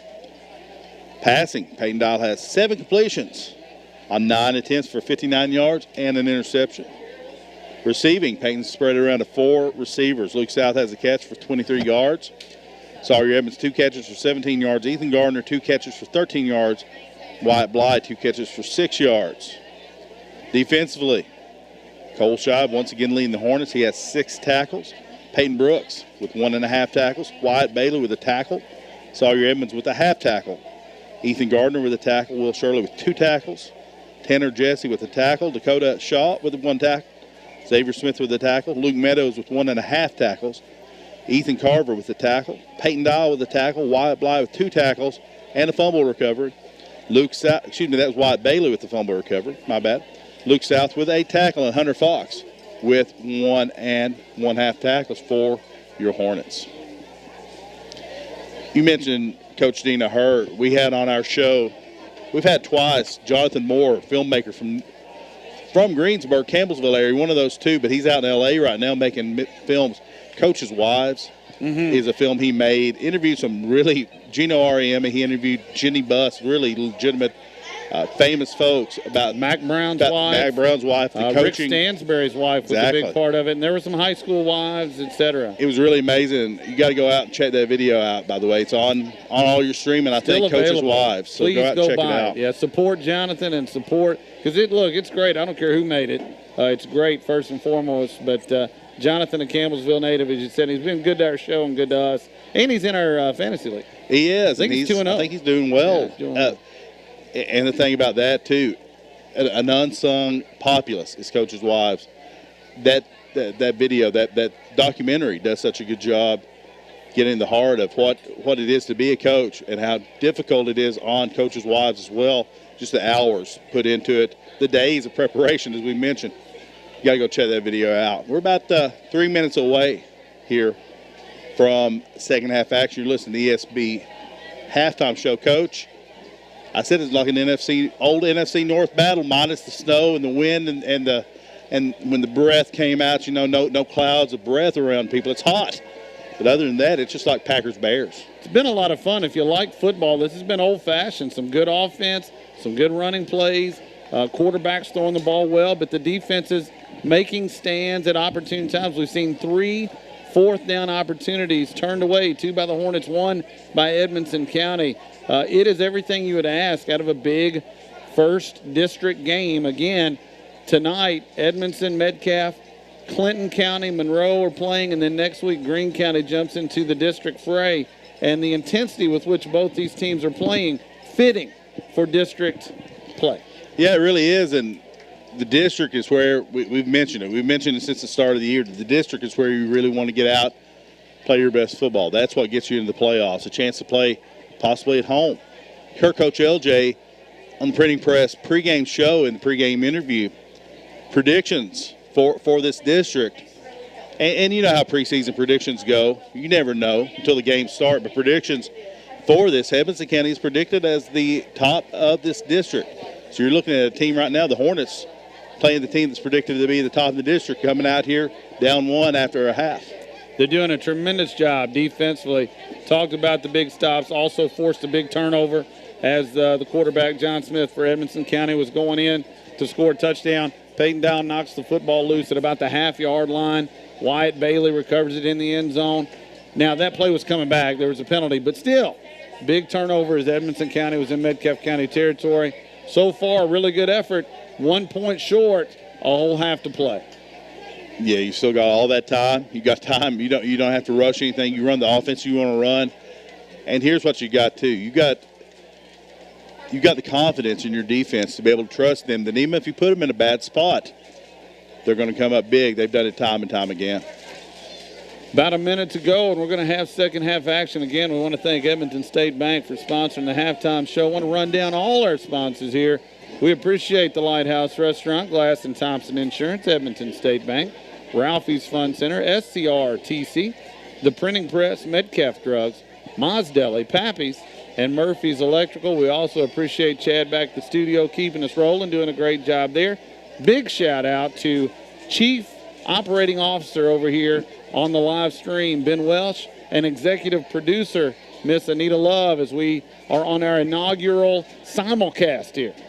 Yeah, getting going on Channel 95, SCRTC. Also, after the game, the Hornet Hangout of the high school. It's going to go well into the wee smalls, midnight. That's late, Coach. It is indeed. Edmonson County ready to kick it away. They'll move right to left on your radio dial. Our Hornets have Xavier Smith, number 1, standing at about the 5. And then to his left, Tyler Neal. To his right, Mikey Bennett. They're standing at about the 20. And we are ready for second half action. Again, we appreciate Edmonton State Bank for sponsoring the halftime show. Putting the toe to it and driving it. Smith takes it at the 1, drops it and picks it up at the 10, the 15, the 20. Makes a man miss. He's hit hard, though, at the 25 and driven back. Nice return. Decent field position. Yeah, you saw his X there. He probably could have let that one go into the end zone. He was about 2 yards from the end zone. You just don't want to take that chance, though. What if it bounces backwards? I like him feeling the kick there, getting an extra 3 or 4 yards. Really like seeing X getting some playing time here for the Hornets. Well, look, he's a senior. You get a chance. It's game 5. I'm running that one back, too. Definitely, yeah. He's not seen that kind of kick come to him. This guy, this Clay Walden guy, he's a special boot on the Edmonson County side. Dial now receives a snap, hands it off to Zummerly. The middle, big hole. Breaks a tackle in the secondary, brought down at the 46-yard line. Huge run for Gabe Zummerly. That one was up front blocking, a hole that Gabe saw and hit hard and gets all the way to the 46. And give a shout-out to those big guys up front for opening that hole. Gabe didn't have the first half he's accustomed to. Coming out, breaking a big one off early here, showing that he's a force to be reckoned with for the Hornets. And again, you get into district play. This is the 5th game of the season. Everybody's got all the film, and they're keying on Gabe a little bit, Peyton to some extent as well. It's 1st and 10. Metcalfe County throwing 46, a big first down on the first play of this second half. Dial has Zummerly with him in the backfield. Has the snap, fakes the handoff. Quick slant, Edmonds a little behind him. It's incomplete. Number 10, Sawyer. That one looked like it was designed to look like a run. He had to pull in guard, go left to do some pass blocking. And Edmonds was open, ball a little behind him. He did a good job to get a hand on it to break up what probably would have a pick 6 had he not got his hand out.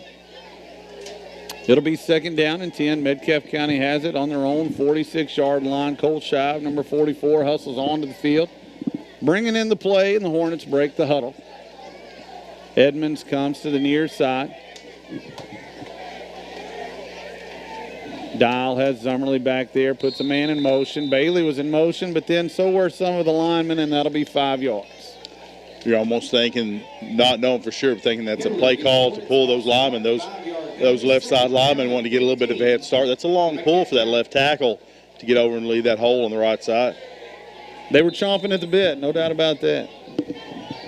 Up here in the booth with us, no headset on, but it's Gen Z Gunner Word, and he's getting ready for the Ryder Cup. Excited for that. Dial rolls right. Looking, still looking. Fires it, has a man caught. Wide block, heads up field. I tell you, he does not step out of bounds. And for his trouble, he's going to be about a half yard short of the first down. Yeah, you got to love the body control on Bly's part. He was all the momentum was bringing him to the sideline. He turns that one back up, gets a few more yards, and makes this a 3rd and half a yard probably. You got to think the Hornets are just going to go straight forward power here with that big offensive line. Also credit Peyton Dial. He put that one right on the money, hit him in stride, and it is 3rd and about a foot. This is, though, where both teams have had some struggles. Hornets with 2 tight ends in. Handoff Zummerly. He's got it, no doubt about it. Good short yardage play there. He's to the 43. First down, Hornets. Under 11 to go, 3rd quarter, 7-6. Edmonson County has the lead. Yeah, you saw Cole Shive on one side, Luke South on the other, tight ends, straight up, give it to Gabe. Gabe just puts his head down, 2 hands over the ball, knows he needs a half yard, gets about 2. Good, strong power football right there from the Hornets. 1st and 10, ball at the Edmonson County 43. Receiver goes to the far side, one to the near side. Mikey Bennett directly behind Peyton Dial. Dial keeps it. He's tackled from behind, and he will get maybe a half yard. We're about 10:25 to go here in the 3rd. Hornets on the drive, trailing 1. I don't think they're going to give him anything on that. It looked like a little bit of a read option. Had 2 guys sort of in the same spot there. Metcalfe County shuffles some players in and out. Still waiting to get the play in. Still in the huddle. Clock runs. 10:05 to go. 3rd quarter. Again, your score, Edmonson County 7. Metcalfe County 6. We're in the 3rd quarter. Hornets moving left to right on your radio dial. And they are to the line. Trips to the far side. Dial with Zummerly. Dial rolls to his left. Still rolling. Still looking. Tries to hit Gardner. Skips it, and it's incomplete. He was in trouble. Had to get rid of it, and it'll be 3rd down. That was a tough pass to make. Bly might have broken open late, but there was no way going left back against his body that Peyton could have made that throw one. And smartly, he shouldn't have made a throw, and he didn't. He just got the ball out. Would have been sacked. He just kind of threw an outlet. Falls harmlessly to the ground. It's going to be 3rd and 10. Big shout out also. Great crowd out here. The band has been tremendous. Great anthem. A lot of pep there. Cheerleaders are working hard and doing a great job getting the student section fired up. It's 3rd and 10. 9:47 to go, 3rd quarter. Dial has the football. Stepping in the pocket. Has time. Now he runs. He's past the 40. Dives towards the first down. It's going to be close. Looks like we're maybe about a half yard short once again. Yeah, he's between the 34 and the 33. I think he had to get all the way to the 33, and it's going to be 4th and about a half a yard. Looks like we may get a measurement, and we are. That's a nice timeout basically for the Hornets. Let you get over here and regroup, decide what you're going to do. Do you run the same play? Do you go double tight here? Do you go double tight? Maybe take a chance. Well, you got fourth and about a foot. I can't imagine that this is going to be, the measurement's going to be in the Hornets' favor. 9:26 to go, third quarter. And you're fairly deep into Edmonson County territory, and they are short by about a foot. Like you say, it may not be a bad time to take a shot. Defense has played well. Or you could do what you did last time and go two tight ends and hand it to Gabe and try to get a yard. This is why I'm not the coach. This is why I don't want to be the coach, because no matter if you do the right thing or not, the result always gets played. We talk about it so often. Spent a lot of time on Twitter after Saturday's UK-Florida game trying to explain that very fact. The right play here is probably to run it right off left guard, somewhere around in there. Whatever play is guaranteed to get more than a yard is the right play right here. Yes. Whatever that is, just think of it and get it. Dial. Hands it to Zummerly. He's snowed under at the 39. First down, Edmonton. Excuse me, number 14. I'm trying to spot his number here. I don't see it. He's made a couple of those big plays, shooting a gap. And you just got to call that perfect time. And there's not much you can do when somebody gets in there before the ball's even to the back. And he just shot that gap perfectly. Yeah, there was nowhere to go. And again, they're keying on Gabe right there. It'll be 1st and 10. They mark it at the 37, so a friendly spot for the Hornets, really. Edmonson County will have the ball. They have the lead, 7-6, 9:19 to go. In the third quarter, they send three receivers to the far side. Smith in that pistol formation. He has Shaw to his right. High snap, bobbled. Smith keeps it. May have been a busted play, and he falls down at the 39, a gain of 2. You're going to see that tackle there made by Hunter Fox, and I'm not sure there was a hold in the backfield. Uncalled. It's going to be a gain of about 3. Yeah, they do spot it. The nose of the football is directly on the 40. We're under 9 to go. Clock runs third quarter. Edmonson County 7-6 in the lead. Their first possession of the second half. Smith has called the play. Trips to the far side again. One single receiver nearest us. Shaw to his left this time. Smith asks for the football and has it. Hands it off to Shaw. His initial surge turned back, but then he gets out of the pile and goes left. That's not where the play was designed, but he'll have a first down to the 49. Payne Dow's going to get the credit for the tackle there. Big Will Shirley and some more Hornets for blocking that hole. Also there, Luke Meadows sort of clogging that up, and to the runner's credit, saw that was clogged up, got outside, and made a nice run out of it. Looked like he really kind of ran into his own guy, bounced back, and then had the vision and the wherewithal to make a better play. It's 1st and 10, Edmonson County at their own 49-yard line. 8:10 to go, clock runs third quarter. This time they send three to the near side. That's the short side of the field. Smith asks for the ball, hands it off. Shaw hits, spins, moves forward, gets some good yardage, still on his feet. He breaks the tackle, and he may go to the house. Gardner chasing him, and he does a fine job to pull him down at the 18-yard line. But again, they had Shaw stuffed, but then he was loose. Yeah, he spun once, and then he just used some of that power. Big back, big strong back, and once he got in the open field, it was good. Ethan Gardner could bring him down. Load out there. 7:53 to go, third quarter. They mark it at the 17-yard line. Let's call it 1st and 10, Edmonson County in the red zone as they move right to left. On your radio dial, the Wildcats have a 7-6 lead over our Hornets. Last time they were in this area, we got the big fumble. Smith stands at his own 22. Asks for the football and has it. Hands it off, up the middle. Nothing doing this time. That's number 12, by the way, on the carry. That's Isaiah Johnson. Number 70 on the tackle there, Hunter Fox. Brings him down after a gain of about 1. That was a nice, it was one of those old Brett Favre fakes. You hand it off, and then you fake to pass it. I saw the arm go, and I almost thought he still had the ball. Talking about Smith, that is. It'll be 2nd and 9. The ball just inside the Metcalfe County 15. Edmonson County looking to extend this 1-point lead. The Hornets looking for a big stop right here. Two receivers to the near side. Smith asks for the football. It's a quarterback keeper. Design trying to get out to the left side. Has some space. Cuts it back. Nice hustle there. It looks like Dakota Shaw maybe stops him at the 9. It's a gain of 5. It'll be 3rd and short. I believe that is Dakota Shaw. Nice pursuit coming from the other side. If he hadn't made that tackle, if Shaw hadn't been there, that was going to go for a big distance. And it looks like now the officials are making another timeout, an injured Wildcat. having a little bit of trouble getting off the field. Now for Edmonson County. And as you may have heard Daniel Bragg say, it is 3rd and 3, 6:43 to go, third quarter. The ball just inside the 10-yard line. Looks like he's going to stay down there. That's Andy Lindsay, I do believe, number 10, maybe a cramp. Hot night here tonight still, Coach. We thought it was going to cool off, but I've not been out of the booth, but I can't tell a whole lot of coolness right now inside here. Andy, the young man who made the interception earlier with about 30, 40 seconds left in the first half. I think it was 50-something to be more accurate, but Andy's a senior, and he is up and now hobbling off. Not sure if it's a cramp, not sure if it's maybe a rolled ankle of some sort. Hard to say. Seeing a Hornet down here, too. I can't tell quite who that is being stretched out. Maybe Gabe Zummerly. No, I see Gabe out. I can't tell who's being stretched, but I think it may be a rolled ankle, could be cramps. Genzy Gunner's giving me the word from outside the booth. It's muggy. Muggy. But he was fanning himself, and I'm just going to assume that means muggy. That totally reminds me of Throw Mama from the Train. Do you remember that? Is that Danny DeVito? Yeah, sultry, she Sultry. said. And that's when he choked her. All right, 3rd and 3. Clock runs, 6:35 to go. Smith under center. Little wishbone look there.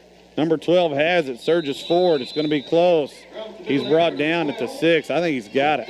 Peyton Brooks and a lot of the Hornet line on that one, but Peyton Brooks was in around the waist. We're going to get an official measurement again here. They do Actually, mark the they're not ball. giving it. They're going to. Yeah. I was going to say they marked the ball further back than I thought. They put it directly on the 6. No, they are 6:14 to measuring. go. I'm sorry. Yeah, it's good. Yeah. We're just stepping all over each other. Well, let's here, just Coach. each Apologies. talk. Yeah, sure. They should give us 2 mics if they don't want us both to talk at the same time. Exactly. All right, what's your guess here? I think he's got it. I thought he did initially. Let's see. It is a first down by probably about 6 inches. I'd rather have been wrong. Indeed. 1st and goal at the 6, 6:14 to go, third quarter. Edmonson County leads it 7-6.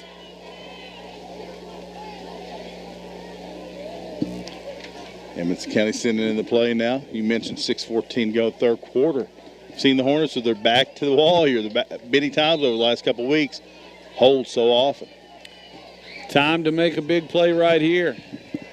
Under center, wishbone.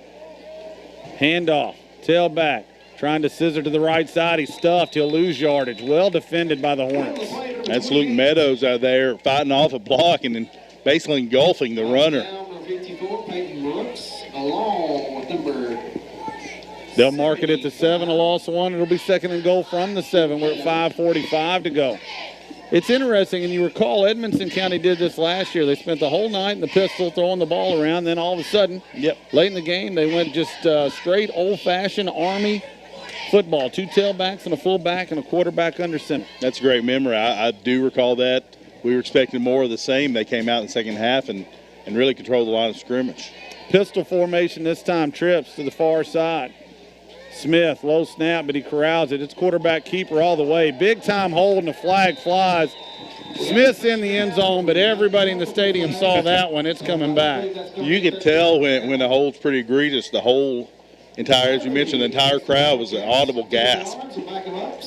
2 officials throwing the hankies on that one as well. You know, the reason we talk over each other, we had the same thing in mind. I was going to say exactly that. When there's multiple flags on one infraction, everybody saw.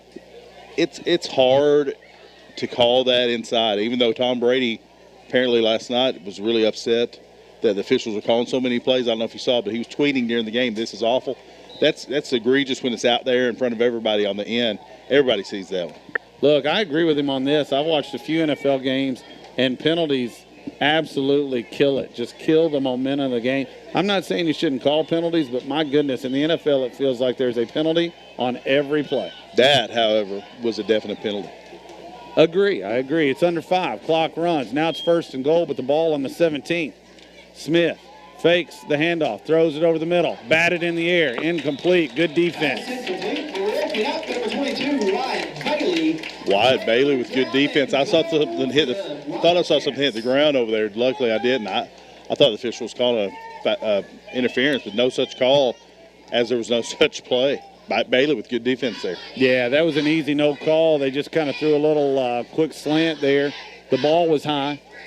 This is one where if you hold the Edmonson County here, don't let them get real close. It's 3rd and 16, 3rd and goal at the 16. You're probably going to see the field goal kicker, Walden, and that's sort of a victory for this Hornet defense if they can hold them to a attempted field goal. It's a victory for me, too. You know how much I love to see a field goal attempt in high school football.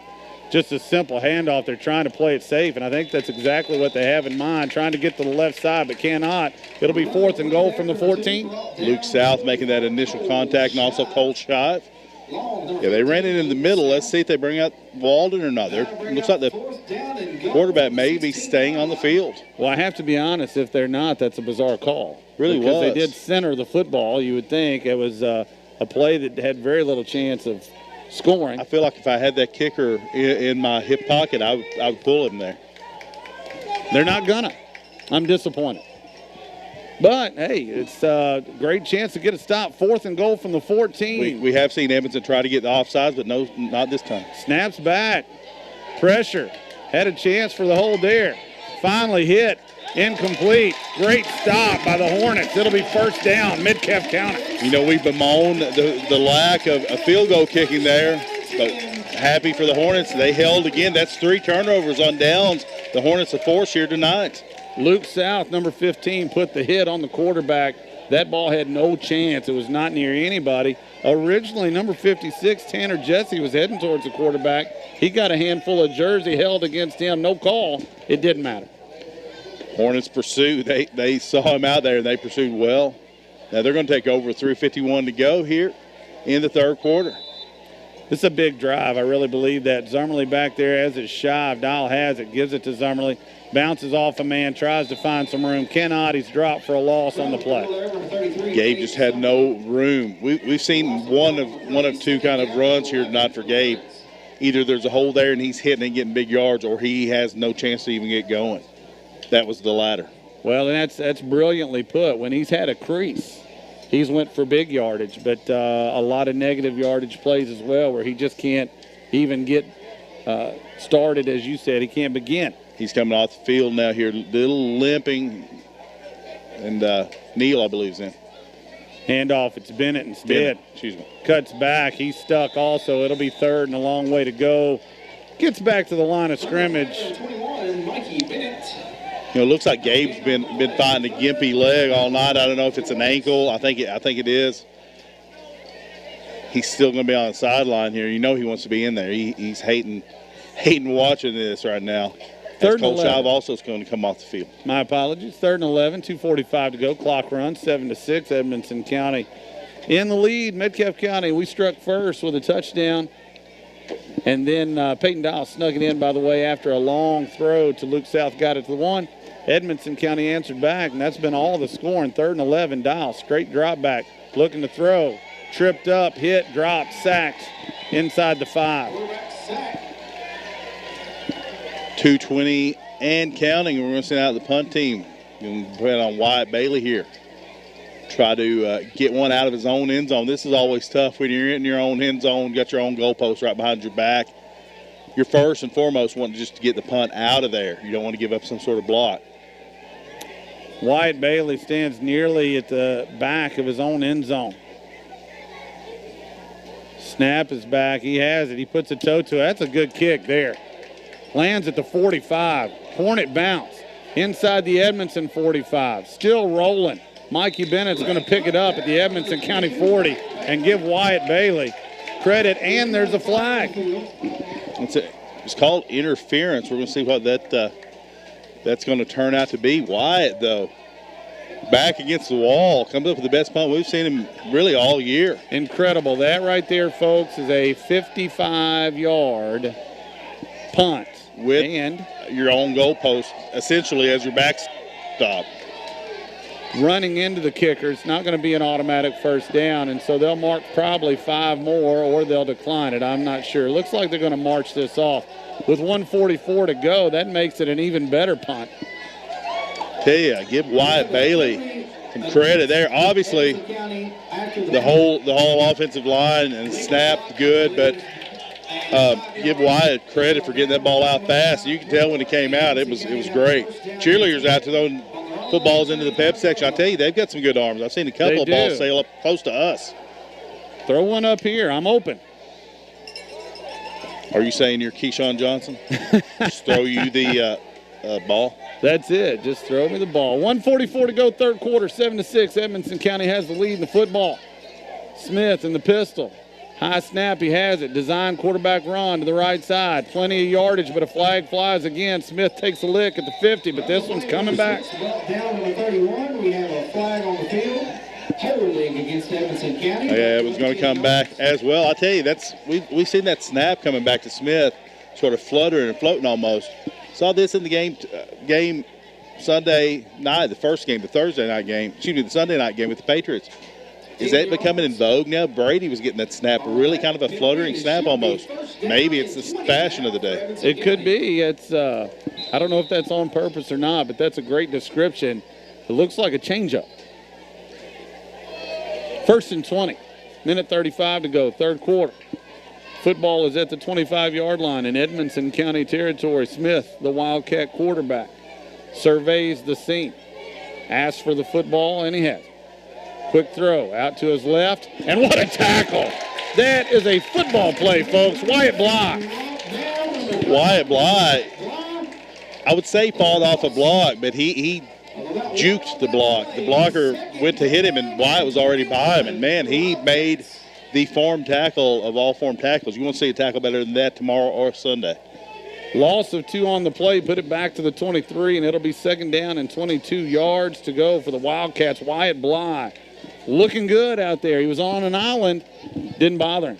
A Blyland. Yes, sir. 2nd and 22. We're under a minute to go in the third. Design quarterback. Sprint to the right side. Smith has it out close to the 30. It'll be 3rd down. Tackle made there by Peyton Brooks. It's going to be 3rd and long here. We're down to about 35 seconds. I think Edmonson County will probably have to run one more play in this third quarter, but it's going to be really close. Right now, one of the officials working on Luke South's helmet. I think they got it. Edmonson County has to get the football all the way past their own 45 for a 1st down. The ball currently sits at their own 29. Clock is at 15 seconds here in the third quarter. Edmonson County has broken the huddle. Smith has the football. Quick throw, right side. Safe play, but if he turns through, that's good yardage. Ball's loose, but he was down. He'll be marked down at the 41. It'll be 4th and 5, a possible go-for-it situation when we come back. That's the end of the third quarter. Edmonson County leads at 7-6. Let's take 30 seconds. You're listening to your home for Hornet Sports and the KY Sports Guys. 99-1 the Hoss. Make yourself at home. ESB provides a variety of options for a new home or refinancing. If you've ever thought about purchasing a new home or refinancing your current mortgage, now's the time. Rates are still at a historic low, and our team of mortgage lenders is here to create the home loan that's right for you. With loan officers throughout South Central Kentucky, we're close to wherever you want to call home. ESB has been locally owned for over 120 years. ESB, an equal housing lender. 99.1 Sports. Go, Hornets! Welcome back, ladies and gentlemen. Stocktonian along with Coach Jay Hurt. 3 complete here on the hill. Homecoming night. Congratulations to all homecoming candidates. Marissa Fields, the Queen. Hornets trailing 7-6. 4th down for Edmonson County on the Metcalfe County 45.5. Let's make it the 46. Looks like the Edmonson County team will punt here. First time we've seen the punter out here for Edmonson County. Want to welcome Samantha Perry into the booth. She just delivered an Evansville Aces hat. I'm super excited. Punt high, spiraling. Lands at the 27, takes an Edmonson County bounce inside the 20. Nobody down there. It finally stops at the 16, and so they see the Wyatt Bailey punt, and up a good punt as well. You know what I think happened? Nobody was back because Coach LJ saying play safety. You don't want to take a chance on them running some sort of fake that close to midfield. Horns will take over here with 11:47 to go in the game. Coach Hurt trying on his new Evansville Aces. Purple and orange. Love those colors together. Samantha Perry in the booth. Samantha is a part-time producer of the KY Sports Guys, by the way. Always sending us content. We love it. Peyton Dial back in the pistol position. Ball comes high. We're going to get a flag on the play. Looks like the Wildcats are going to be offsides. Got to like that, helping you out a little bit after that punt. Oh, now they've changed the call. It is going to be a false start against the Hornets. Want to get a picture of this hat. I'm super excited. Here, I'll take one. Good. We'll put it on the website. Let's get Samantha in there, too. Oh, yeah. There we go. We'll get that out there right. as soon as we can. Good stuff. Evansville Aces. 11:46 the purple to Aces. go. Are they still the purple Aces? Well, that's why the hat's purple. It is. It says Purple Aces. It's homecoming, and I think things like that, that's why you like homecoming. You like to see the graduates, the folks coming back. You saw the swag. I have no doubt about that. 1st and 15, Hornets. Dial rolls to his right. Throws it out there. Has a man, and it might be picked. It is. That one went through the hands. And are they going to say it is picked? It looks like they're going to call it that. Down on the field is the intended receiver. I believe that's Sawyer Edmonds. He made a great effort for it. And, in fact. Yeah, it is going to be, looks like the turnover. There was a little bit of confusion. Looked like the side judge ran in, might have been signaling it down on the ground. Sawyer sort of went down without any contact. They may be stretching him out, though. Could be a cramp. We hope it's just a cramp. 11:38 to go in the game. 7-6. Edmonson County, if this play stands as I believe it has been called, is going to have a big turnover. Right now, the bigger concern, Sawyer Edmonds, and it does look like perhaps a cramp, maybe as he dove for that football, made a tremendous effort for it. Maybe the injury occurred there.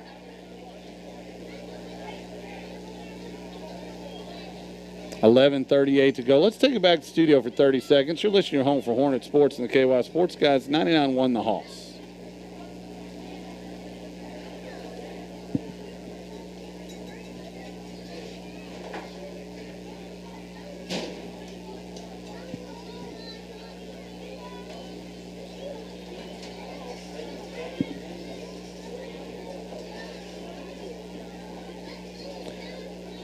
And we'll just stay right here. 11:38 to go. Looks like Wes is out there giving it a shot. Yes, sir. Well, let's keep it here. While we're here, let's thank our sponsors. Talk about, by the way, Hornet Hangout after the game. If you're a student, if you're out there listening to us right now, if you're within the sound of my voice. Great song. Please come out to Hornet Hangout. I also want to thank all of our sponsors, the Printing Press, Metcalfe Drugs, Ma's Deli, Pappy's, Murphy's Electrical, the Lighthouse Restaurant, Glass & Thompson Insurance, Edmonton State Bank, Ralphie's Fun Center, and SCRTC. The pregame show sponsored by the Printing Press, halftime show by Edmonton State Bank. The halftime show this week included that homecoming, Marissa Fields crowned homecoming queen. The postgame show after this quarter will be brought to you by Glass & Thompson Insurance, and the player of the game will be brought to you by the Lighthouse Restaurant. My dad usually listens to the games, and that's probably one of his favorite Glenn Campbell songs, if you're still within the sound of my voice. Beautiful songs. It's Nashville sound. It's a lot to it. A lot to it. Oddly, we've talked about this so often, I'm not a big Nashville sound guy. Right. You don't get into the orchestral. Like sure. Right. If I hear the song stripped down, then ironically, every now and then I will like something that's got the big sound to it. Mm-hmm. It's just a case-by-case basis. I understand. Still out there working with Sawyer. They're stretching him out pretty good, working on the right leg right now. And Sawyer was, by the way, earlier I mentioned a Hornet being stretched out on the sideline. Mm-hmm. Gen Gunner confirmed it was not Gabe, it was Sawyer Edmonds. Already has had cramping issues on the night, so we got to think that's what it is. Gen Gunner, it's the sideline reporter. I like it. Yeah, we need to get him a microphone. Yeah. Who would be a comp? Who would be comparable? Do you remember when Lynn Swan used to do that way back when? Then he became athletic director. Then he resigned. Didn't go so well. Yeah, didn't go so hot. Sawyer Edmonds is up. He's walking off, obviously in some pain, trying to tough it out. That was an unfortunate play there. Sawyer just couldn't get to the ball, and the free safety for Edmonson County. That's number 22, Eddie Acosta, I believe, who made that interception, and it's going to give Edmonson County great field position. We're going to see this Hornet defense once again push back against its own end zone. He made a nice play, but that's 2 weeks in a row where the opponents have gotten an interception that almost came to them in a dream. I mean, really just landed in the right spot, and it's a turnover for Edmonson County. Give him credit. He came up with it. But, again, a bit of a bizarre play. 1st and 10, Edmonson at the Metcalfe 27, design keeper. Smith gets to the left side. He's outside. Flag flies again, and I tell you, sometimes you can complain about the holding, but these have been pretty obvious calls. They have, and we just we kind of got lucky on that when our right end bit inside and gave up that outside, and the quarterback got around. Luckily, there was a hold on the edge. Flag is at the 21-yard line. They'll mark it from the spot and back it up all the way to the 31-yard line. It'll be 1st down and about 14, but a break for our Hornets. 11:30 to go in this game. 7-6. Edmonson County has the lead. That's one that you got. If you're Edmonson County, you got 5 or 6 yards, and you're trying to extend it on out. Your receiver gets a handful of jersey. One receiver comes to the near side. Again, the line of scrimmage, the 31 in Metcalfe County territory. Smith asks for the ball, and he has it. And he's going to keep it again. This time he's bottled up, and he will go nowhere. You want to talk about swarmed under. They give him forward progress to the 32, and I don't see that at all. Will Shirley and Hunter Fox on that one. Also, look, Jake Love in on that one. Smith almost looked Le'Veon Bell-esque there, looking for the hole. He's very patient. Yes. And then there was just nothing there. Credit to the Hornet line. Perhaps too patient. They do. The spot's correct. So mea culpa to the officials. They put it at the 33. It'll be 2nd down and a long way to go. About 16. Clock winds as it's under 11. 10:50 to go in this contest. A 1-point lead for Edmonson County. This would be a big stop here if the Hornets could get it. 2nd and 16. Smith stands at his 39. And we have a whistle and another flag, and this time it'll be a delay of game. 2nd down and 21 for Edmonton County. Those delay of games, we saw it in break games. This is the first time we've seen one here. Those are big penalties, especially when it's this long. You know, both teams show signs of being really good offensively. You can see some playmakers for both sides, etc. But both teams have made some really costly mistakes, holding penalties, now a delay of game, etc. Yeah, Edmonton County marching backwards right now after getting the ball deeper in Hornet territory. And now another whistle. It's 2nd down and 21. The ball's at the 38. And it looks like we're going to have a timeout called by. Looks like Edmonson County is going to take that one here. 10:40 to go. Let's take it back to the station for a 30-second break here in their home for the Hornets and the KY Sports Guys. 99-1, the Hawks.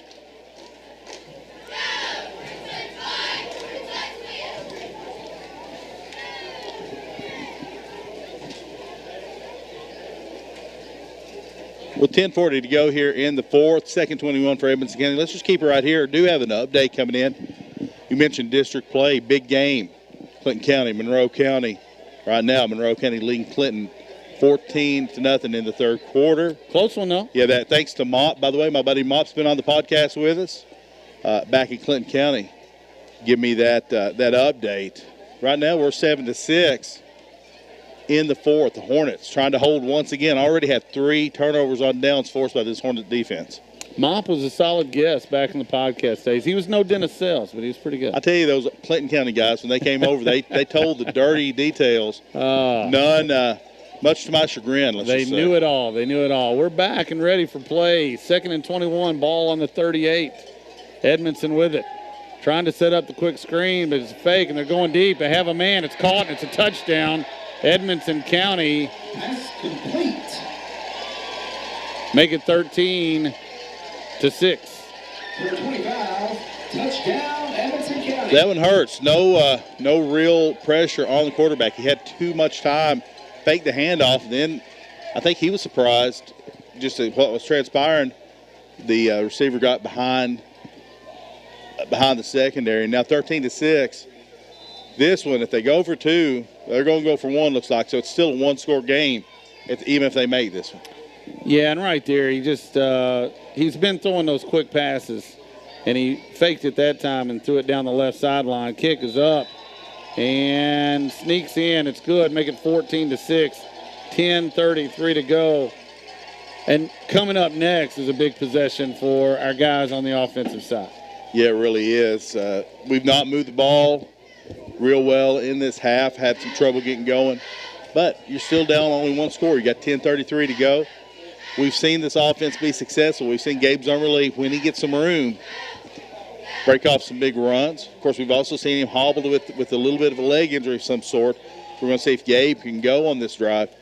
We've seen Peyton Dial throw the ball well at times, and just sometimes the ball maybe a little outside of the grasp reach of his receiver. But right now, as you mentioned, 10:33 to go. This one's huge. Plenty of time. It's only an 8-point game. You mentioned it's a one-score game, which is true. Look, even if you get in the end zone and you didn't get the 2, there's a lot of time left in this game. You just got to take this drive and get it down the field and get it in the end zone as best you can.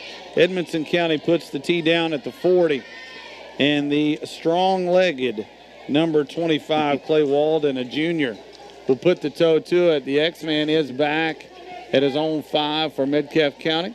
I think X is going to break a kickoff this year if he gets a good chance to return it. Well, now's your time. Let's see. The kick, he should have a chance. Line drive, taking it to 10, to the 20. Has some space, cutting through. Still at the 30, 35. Not a bad return there. It's a good return from X. I think Coach would probably like to see him get a little more north to south, as the old coaches might say. But still, X catching that one on the run, making a nice gain. It's going to be 1st and 10, add the 35, as you mentioned, with 10:25 to go here in this fourth quarter. Joined in the booth right now by new science teacher Alex Pennington. Alex crushing it in the classroom over at Metcalfe County High School. That she is, and she's come up here to get on to the show, I believe. Now she's giving me that no. 10:25 to go. Metcalfe County ready to go. 2 in the backfield along with Dial, who catches the snap. Makes a nice move, tries to get back to the line of scrimmage, but cannot. Again, had to leap up with his right hand to get that snap, and he'll lose a yard. That was as good a catch as you'll see anywhere. Dial making that one-handed catch. And we're under 10 to go in the fourth. Just a little sore with Alex real quickly. Starting teacher, always tough. Lost her voice second week of school. Persevered like a champ, but you got to give her credit for that one. No doubt. No doubt. That's happened to all of us. I've been there. It about happened to me at halftime, Coach. 9:45 to go in this ball game, 14-6. Edmonson County leads it by 8 at 2nd and 11. The ball at the 34. Dial asks for it. He has it. Handoff. Zummerly looking for room. Can't find it. Slung backwards into the ground. A gain of 1 to the 35. It'll be 3rd and 10. That's the old belly back suplex there, I believe, from Zummerly. Straight out of the WWE. Ethan Carver, we've seen him trying to nurse that ankle. He limps off the field. He's down the sideline right now getting some attention. Our Hornets send Wyatt Bailey in with the play. Talks to Peyton Dial, who relays the message to the rest of the guys. And now the Hornets hustle to the line of scrimmage. 9-minute mark. Clock runs. Dial has the football. Trying to get to his right. It's a jailbreak. He has a man open, and it's knocked away. Luke South was going to score if it made it to him, but give credit. That's the kicker. Clay Walden playing safety, and he leaped up and knocked it down. It'll be 4th and 10. I'm sitting here watching, and I wouldn't have believed if I didn't see Walden showing off the vertical. Tell you what, I didn't think that was possible. That looked like a touchdown. I thought it was 6. I absolutely did. And if you're watching it at home on Channel 95 SCRTC, you probably saw the same. As it is, Wyatt Bailey coming off a 55-yard punt will put the toe to it again, and it'll be up to the defense to get a big stop. 8:55 to go in the fourth quarter. Snap is back. Bailey has it, puts a toe to it. High kick. Lands at the 38. Takes a Hornet bounce, and then sideways it'll be downed inside the 35 by Tristan Kidd at the 34. 1st and 10, Edmonson County, 8:44 to go in the game. Let's send it back quickly to the station for a 30-second break here on your home for the Hornets and the KY Sports Guys. 99-1, the Hoss. Peace of mind. We all want it. Whether it's about our future or our health, it's nice to know you are covered if you need it. At Glass & Thompson Insurance Agency, Mark Linkus and his staff specialize in peace of mind. As an independent agency, Black & Thompson can get you the best price on auto, home, life, farm, boat, or business and commercial insurance. Give them a call at 270-432-3491 or go by their office in Edmonton. Black & Thompson Insurance Agency, providing you with peace of mind. 99.1 Sports. Go Hornets! Welcome back, everybody. 1st and 10. Edmonson County hands the ball off. Number 12, Isaiah Johnson, sprints around the left side for a gain of 11. It will be 1st and 10 at the 45. Wyatt Bailey and Dakota Shaw on that tackle. The gain of 10. Going to bring up 1st and 10 for Edmonson County. We're going to be under 8:30 when the Wildcats snap this ball next. Again, a one-possession game, 14-6. Edmonson County in the lead. They have the football, 1st and 10 at their own 45. Time for a big stop here from the Hornets. Smith taking his time, not in a hurry, has the snap, hands it off again to 12. Gets outside again. This time he's drugged down. Nicely done. It'll be no gain. Great pursuit for the Hornets, stretching it out. Good contain. Cole Schott running all the way from the middle of the field. Basically ran step for step with the back, making that tackle. 2nd and 10, clock runs, under 8 to go. 14-6 your score. The Wildcats have the lead over your Hornets. Smith went all the way to the sideline that time to get the play. Comes back to the huddle and talks to his teammates. Here come the Wildcats. 4-man front for the Hornets as it has been all night. 2nd and 10. Late getting out there was a Wildcat receiver. He's set now. Handoff again. This is Shaw, the big fella up the middle. Big gain, close to the first down. He's short by about 1.5 yards. Peyton Dial making that tackle, but you when your free safeties, when your strong safety is making that tackle, it's really, obviously if he's the first one to make contact, it's a big gain. Edmonson County has a player down. Looks like he may be cramping as well. Again, Coach, I don't know. 5th game of the season that anybody can recall a game this warm, this late into September. It's a good point that you make. 7:16 to go. We have a stoppage in play. The ball between the 47 and the 46 in Metcalfe County territory. It'll be a big 3rd and 2. Let's take it back to the studio for another 30 seconds. You're listening to your home for Hornet Sports and the KY Sports Guys, 99.1 The Hoss. It's finally football time again. Your favorite team has been practicing, and they're ready. SCRTC is ready, too. They're rolling out some new plays this season with package bundles for fiber customers. And the sequence out, SCRTC now has packages with and without phone. No one can score more points than SCRTC with fast and reliable internet speeds up to 1 gig. SCRTC has been strong for over 65 years, and they're still your home team. So score big and call SCRTC for package bundles, including really fast internet with and without phone. 99.1 Sports. Go Hornets! Welcome back, everybody. 7:16 to go in this one. Hornets trailing Edmonson County 14-6. This is Stocktonian along with Coach Jay Hurt. Coach, got 2 plays here for the Hornets to stop Edmonson County. Try to get this ball back. We've already seen them do it 3 times tonight. Need another one right now. Smith going to keep it. Trying to get outside, and he slips and falls. Good play back there, number 73. Who's that? That's Jake Love. You know, I said during the break, love to see some kind of minus yardage here from the Hornets.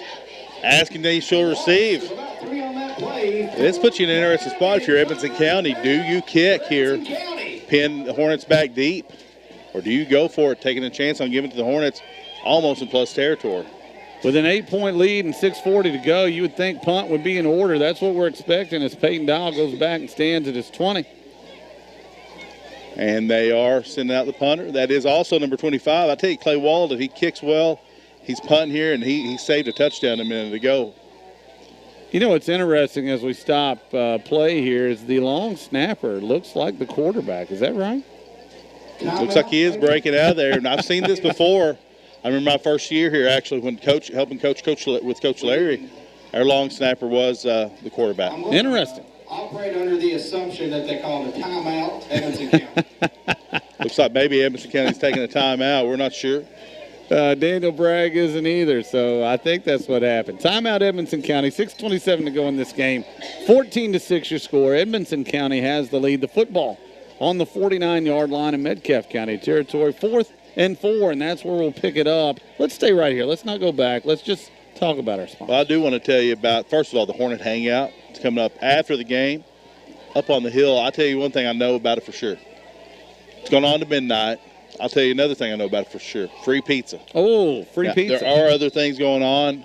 You got to go to see what else is going on in the Hornet Hangout. And after word the game is, at midnight at the high school. Word is all the coolest teachers will be there. The coolest Kool-Aid as well. Grape Kool-Aid at the Hornet Hangout. I can't promise Fourth down, that. snaps back. They are going to kick it. And he caught it with a knee down. That's a huge break for the Hornets. Caught it with a knee down all the way back at the 37-yard line. And that's a great catch by the official. Punter walled to plead his case, but to no avail. The Hornets are going to get one of the odder plays. You'll see a loss of about 13 yards on a kneel down by the punter. That happens every now and then where the punter has to field a low snap.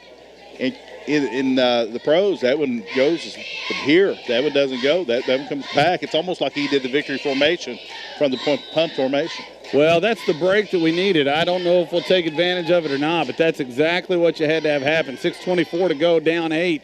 Hornets have it in plus territory. Handoff, Mikey Bennett. He tries to get outside. He does. Still on his feet. Not much there, but a gutsy 2 or 3 yard run. Matter of fact, give him 4 down to the 33. Tell you, break out the biz quick. Tanner Jesse with a mega pancake. That was a man cake out there. Yes, he rolled he rolled his defender. When they watched that one back, I think you're going to get some audible gasp in the film session. Indeed. 5:55. Clock runs. They mark it at the 34, so it's 2nd down and 7. Dial has Bennett behind him. Snap is back. It's high. They hand it to Bennett. Trying to get outside. Cannot. He's slung down for a loss back at the 36. You know, that high snap, it just throws off the timing of everything. We're going to get 3rd and 10. Obviously got 2 downs here to get that. And we see Gabe Zermerly just, you can see from the body language. He's dying to be back in there, but just his body not letting him right now. Coach LJ giving him a little consolation. 5:15 to go. I'm laughing at something else. I think there's some pictures being taken on iPhones behind us there a little bit. In motion is Gardner. Big 3rd and 10 right here. Dial. Blitz coming. Gets rid of it. Has a man. Gardner. It's going to be short of the 1st down by quite a bit. He's going to be tackled at the 33. So it'll be 4th and 6. A big 4th down. The clock runs. We're at 4:50 to go in this game. 14-6. Edmonton in the lead. Yeah, this was one. Obviously, you are going for this one. You think pass. You think some sort of rollout like you just saw. You know, we've seen when the Hornets need it most, a lot of times Peyton Dial rolls out opposite, rolls out left and throws back across. We saw the big hitter rolling out one way, throwing back across the field. Maybe that one's in. We've also not seen the screen pass here tonight yet, Coach. Have not. 4:24 to go. Clock runs. 4th and 6, maybe 7. Ball in between the 34 and the 33. Big play right here for your Hornets. First game in district action, and now we have a whistle and a timeout. And Coach LJ wants to make sure that we have the right play called. They called the first timeout for Metcalfe. We'll have 2 left. 4:14 to go in this game. 14-6. Again, Edmonton in the lead. And it's 4th, and what would you say, about 6, maybe 7? They're showing 7 on the scoreboard. I'm going to say it's a short 7, a long 6. So it's basically 6.5, I would say. Was it 2 games ago or 3? Every time Coach LJ called a timeout, we came up with a big play. So hopefully, I feel like it was the Russell County game, and it was gold, Jerry, gold. You're exactly right. It was the Russell County game. And so hopefully he can draw up a good one right here. 4:14 left in this game. Our sponsors for tonight, Lighthouse Restaurant, Glass & Thompson Insurance. And by the way, the tent is down now, but come back. Next home game, they'll have the tent back up there. Put your name in the hat. You can win some prizes. Among them, a possible KY Sports Guys free T-shirt. Want to thank Edmonton State Bank, Ralphie's Fun Center, SCRTC, The Printing Press, Metcalfe Drugs, Ma's Deli, Pappy's Restaurant, and Murphy's Electrical for supporting Hornet Sports. Stick with us after the game. Glass & Thompson post-game show in the Lighthouse Restaurant. Player of the game. Here comes the play. Dial. Straight drop back. He's hit as he throws. Has Luke South. It's called. It's a 1st down at the 20. Give Peyton Dial credit on that one. Hung in the pocket, hung in, knowing he was getting ready to take a lick. Held the ball at the last possible moment. Luke South making a nice catch for the Hornet first down when they had to have it. Big play right there. 4:08. Clock stops as they reset the chains. It'll be first and goal, or first and 10 rather. The ball at the 20. I'm almost ahead of myself. Zone here. In the maroon zone. Well, I think they are in the maroon zone. Knows the football's hanging out All in right, the KY we'll give it Sports to Guys maroon zone. Sawyer Edmonds back in the game. Nearest us. Blitz again. Toss. Zummerly looking to throw. Has a man out there. It is incomplete, and he had a couple of guys. Sawyer Edmonds was one of them, and Wyatt Bly maybe the other. Bly's down, and he's trying to hop back up. It'll be 2nd and 10. Looks like he's going to get up before the official got back there. We'll see if he stays in the game. No, he's asking to be subbed in for little gimpy on that right leg. Looks like we had 2 guys there for that ball, Coach. Maybe getting each other's way a little bit. Love the play call, though. That's worked for us in the past. Again, Russell County comes to mind twice. We ran the old halfback pass, and again, it's been a play that's worked. That time we had a couple of guys possibly open. As it is, it'll be 2nd and 10 with 4:02 to go. Ball at the 20-yard line. Peyton Dial keeps it. Has some room. Heads towards the 15, a gain of 5, 3rd and 5. We're seeing Gabe Zummerle, who threw that pass. He's back in there now. Not sure how much he can give. Maybe provide a bit of a decoy, if nothing else. Obviously, that pass a minute ago, but that time just a fake to him. Dial takes it up the middle for about 5. Clock continues to run. We're at 3:35. 2 plays to get 5, really, is what we're looking at right here. This is the drive where it has to get done. 2 timeouts left for the Hornets. Trips to the near side. Sawyer Edmonds, nearest us. Dial rolls that way to the left. Has plenty of room if he wants to run it. Instead, he lets it fly. It's tipped, and it's incomplete. Tried to hit Edmonds, but that one was deflected. Peyton, as you mentioned, he had some green in front of him, but he saw the pass open up. Edmonson County's defenders just getting those last-minute deflections. Now, Edmonson County has a player down on the far side of the field. Looks like a lineman, but we can't see the number. And to Edmonson County's credit, that's obviously well coached. That's something that you do in basketball as well. If you can get any deflection, that's what you're looking for. So if you can't get to the quarterback, I'm sure that's next on their mind. So as it is, a big 4th and 5 right here, and you hate to overkill the word big, but that is the best that I can describe it.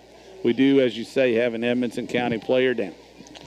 Well, here's the situation. If you don't get this, you got 2 timeouts, and you're going to have about 3 minutes left on the clock. That is time for a stop using those 2 timeouts, but it would almost have to be a situation where you get them on a 3 and out. You couldn't let them get maybe 1 first down. That would be about it. It would be really tough to let them get any first downs and have the ball with any time left on the clock. So you really need this one here. Edmonson player is up. He's hobbling off. Has to have assistance on both sides. Hopefully he's okay. Ankle, knee, something in that range. But we wish him the best and hope that he's fine.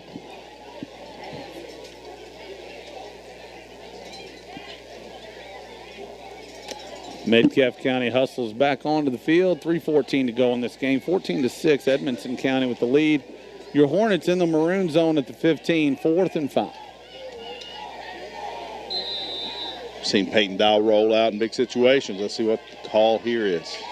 Ball is on the far hash, and now we have a whistle and a timeout, Edmonson County. And they wanted to see what the formation would be, and now they're going to make some decisions. Formation was definitely Wildcats. You saw Peyton Dial line up, and then he split out. We're going to split out left. It'll be a direct snap to Gabe Zummerle. Edmonson County calls the timeout. Now you got to say, do you go for that again? Do you go for that element of surprise? Knowing that your surprise, it's kind of been blown. The surprise is out. Now the cat's out of the bag, I guess I should say. Do you go for that again? Pun intended or no pun intended? The Wildcat against the Wildcats is out of the bag. I've always wondered how the Wildcats started. Basically, I first remembered at Arkansas with Darren McFadden and those guys, and I thought it was odd that it was called the Wildcat. When Benny Snell ran it, it made sense. Made more sense. If should have been the Razorback. Really should have. I don't know. It was Darren McFadden running that. It wasn't Cadillac Brown. And they had 2 or 3 guys. They had 2 or 3 guys that played in the NFL. As it is, we're going to come back out. It's 4th and 5. Here's a big play, folks. Peyton Dial is at the quarterback spot, stands at his 20, and again, he Heads to a receiver spot. Zummerly has it. Pitches it now. Bly, plenty of room. And he throws it. He has a man in the end zone. It's caught. It's a touchdown. Are you kidding me? Peyton Dial on the receiving end from Wyatt Bly. That's the Hornet special again, just from a different spot on the field. Like Peyton Dial, Wyatt Bly, the lefty, coming across to the right side, and Peyton Dial tiptoes the sideline, makes the catch. Well, now what do you have for an encore? 3:05 to go, and it's 14-12, and you got to make this 2-point conversion right here. We saw last year in a victory, Philly special that play on a 2-point conversion to win. And by the way, Peyton Dial, an incredible catch, tiptoeing the sideline in the end zone for the touchdown. Got both feet in, by the way. NFL, that was good. Bailey near side. Same formation. Zummerly has it. Looking. Has plenty of room. He's in. Good for 2. And we're tied. 3:05 to go in this game. 14 apiece. Don't know if you noticed the hesitation move. It looked like, and stop me if I'm incorrect, it looked like Gabe Zummerly was faking out the Tebow jump pass on that one. Sold the fake, and the block came from a lineman as well on the fake. Got his man in the air. You teach that in basketball. Show the ball, get the man in the air, and go around it. I couldn't have described it any better. You're spot on. And with that, a big drive, and you go all the way back. Edmonson County going to punt. Low snap, fielded by the punter at his own 37 with a knee on the ground. That's a big play. Big 4th and 5 that ends up in a touchdown. Wyatt Bly throws it to quarterback Peyton Dial. And then Gabe Zummerly for 2. And we have a brand new ball game, folks. 3:05 to go, provided that we don't head to overtime. Yeah, that's got a real chance of happening here. Now 3:05, as you mentioned. We see the Hornets generally squib kick here. We'll see what Wyatt Bailey does. Edmonson County is not sending a man back very deep. They got a man about the 25-yard line. It's going to be their deepest receiver. And now I may be wrong, but I have Edmonson County as out of timeouts. It's very possible. They called one there on that last drive right before the touchdown pass. Folks, you're out there listening. Don't quote me on that, but I feel correct that Edmonson has called all 3 of theirs. 3:05 to go. Wyatt Bailey has the crew lined up. They're teeing it up from the 40. Moving right to left on your radio dial. Man, he put the toe to that one. Hits it over the head. But it's fielded nicely over the shoulder. Having some space, but then Mikey Bennett has a hold of the Edmonson County return man. He's past the 30 and finally drug out of bounds. 2:56 to go. What a kick by Wyatt Bailey. Wyatt Bailey has come through big in a couple of tough moments. It may kind of go forgotten, especially if the Hornets win this game, but it shouldn't. That punt he had from his own end zone was huge. And that kick sending the returner back. It's going to be about a 31-yard line of Edmonson County where they're going to take over. But Wyatt Bailey just come up big in those big moments. And good coverage by our guys. You know, the danger when you kick it long like that is you got to tackle afterwards. A decent return by Edmonson County, but good job by our boys there. I believe Mikey Bennett was the guy to drag the Edmonton returner down. Yeah, he got a hold. He didn't let go, man. 2:56 to go. Smith, the talented quarterback for Edmonton, has the football, and now a whistle and a flag and an early start. You got to love to see that if you're the Hornets backing themselves up. No time runs off the clock. Going to back it all the way up to the 26, 1st and 15. Again, 2:55 to go in a tie game. 14 apiece is your score. Hornets going to play that 2-deep coverage. We see that. That's pretty indicative of what they do. 4-man front. Edmonton breaks the huddle, sends 3 to the far side. The football on the far hash. Smith asks for the ball, and he has it. Quick throw out to the left side. That's incomplete. Wyatt Bly wisely picks it up, but that's an incomplete pass. It'll be 2nd and 15. Wyatt was thinking 6. He was thinking 6, and we've seen that. Another thing that may go unnoticed by a lot of people, I think the coaching staff notices that, though.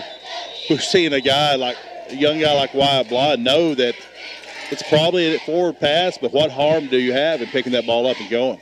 We've seen the NFL, I've seen the ball being on the ground and everybody just walk by it.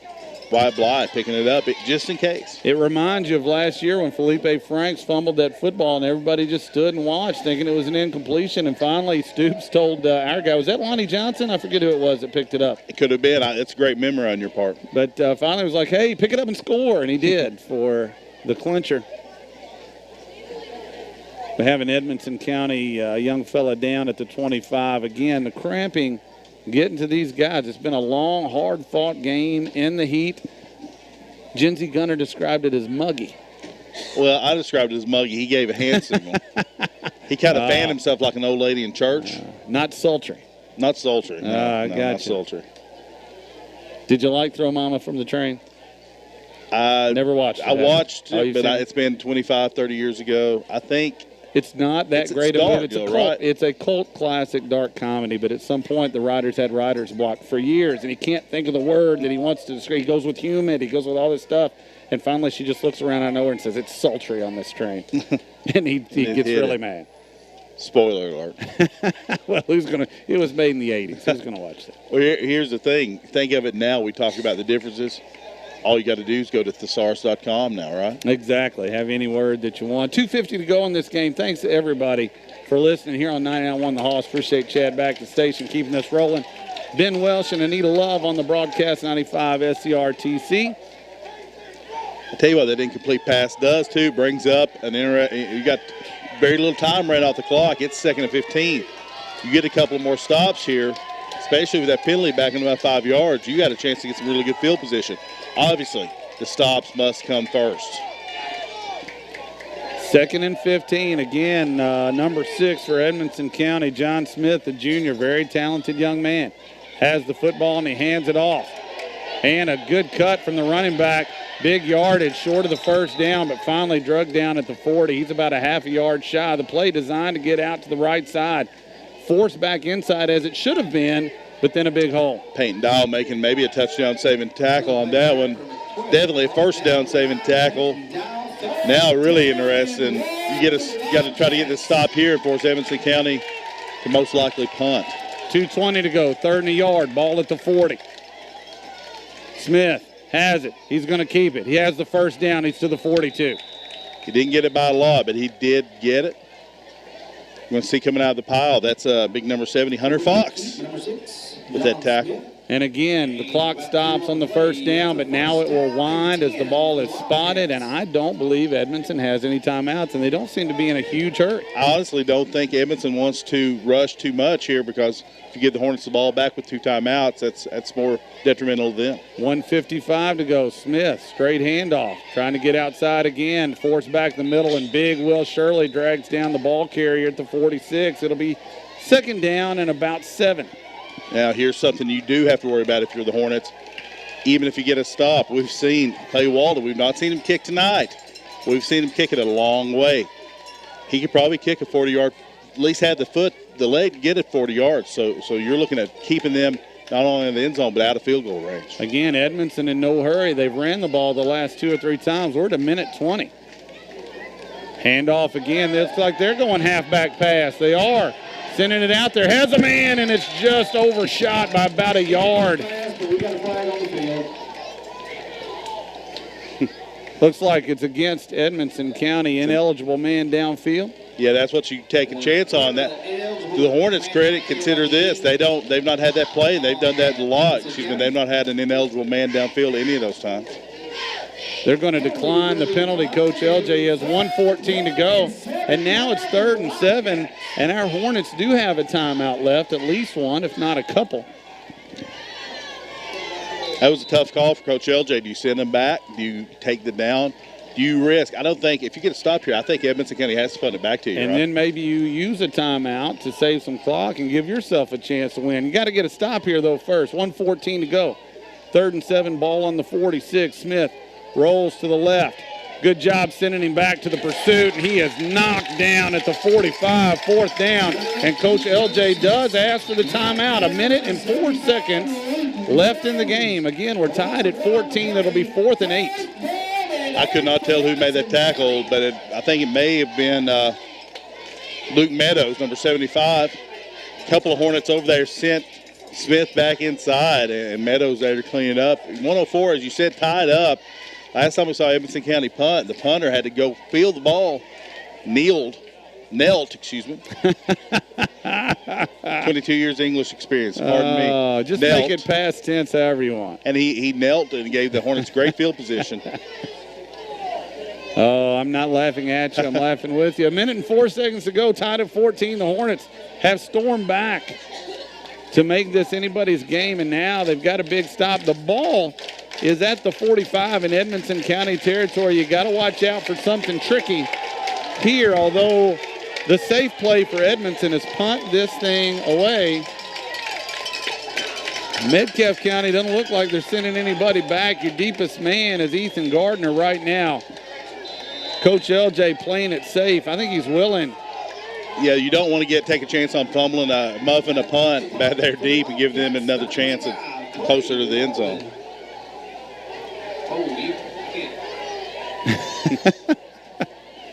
1:04 to go. Snap is back. Walden has it. Gets it away. That's a nice punt. It's a dandy. It's going to land at the 20. Check up like a stock Tony pitching wedge, and it's going to sit down at the 9. 53 seconds to go. We'll give Walden credit. He sold the roughing there. He went down, but there was no contact. We got to see what Coach LJ does. Even with the timeout possibly left, you got to think he's probably just going to kneel this thing, try to get it to overtime. But you never know. You would think. Look, you have 91 yards to go in 53 seconds. I think it's probably more dangerous to try to do anything with it, but you never know. Whatever coach goes with, I'm going to support. That's all I can tell you. Peyton Dial is in the pistol. He stands at his own 5. 53 seconds left. He has it. He's rolling. We're going to throw this football. He gets sacked. Fortunately, not in the end zone. He's down at the 4. The clock runs. You're going to have to snap the ball one more time here. And the key thing here is don't turn it over and don't take a safety. The ball is between the 3 and the 4. 30 seconds left in regulation. We're tied at 14. Our Hornets have the football, but they're 97 yards away from pay dirt. And again, Edmonson County, no timeout. So Peyton Dial gets under center this time. And he's going to take it and take a knee, and that's the right play. Folks, we're headed to overtime. A gutsy comeback by our Hornets. This big homecoming crowd is going to have to wait before they get up there to, what's it called? Hornet Hangout on the hill. Exactly. We're going to have to put that off for a little while because we're headed to overtime. Let's send it back to the studio for 30 seconds, and then we'll have overtime. You're listening at home for Hornet Sports and the KY Sports Guys. 99-1 the Hoss.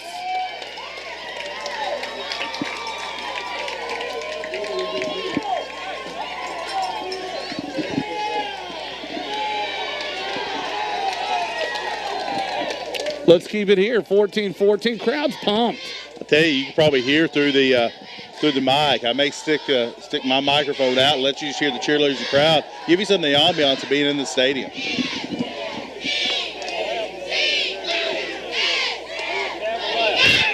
Chuck, what do you think of when you think of the Lighthouse restaurant? Coach, I think of great food, great service. Peace of mind. We all want it. Whether it's about our future or our health, it's nice to know you are covered if you need it. At Glass & Thompson Insurance Agency, Mark Limkus and his staff specialize in peace of mind. As an independent agency, Glass & Thompson can get you the best price on auto, home, life, farm, boat, or business and commercial insurance. Give them a call at 270-432-3491 or go by their office in Edmonton. Glass & Thompson Insurance Agency, providing you with peace of mind. 99.1 Sports. Welcome back, everybody. The clock sits at 0. We're heading to overtime. The officials are out there flipping a coin. Let's see. It looks like Edmonson County has won the toss. They'll have the choice whether to go first or second.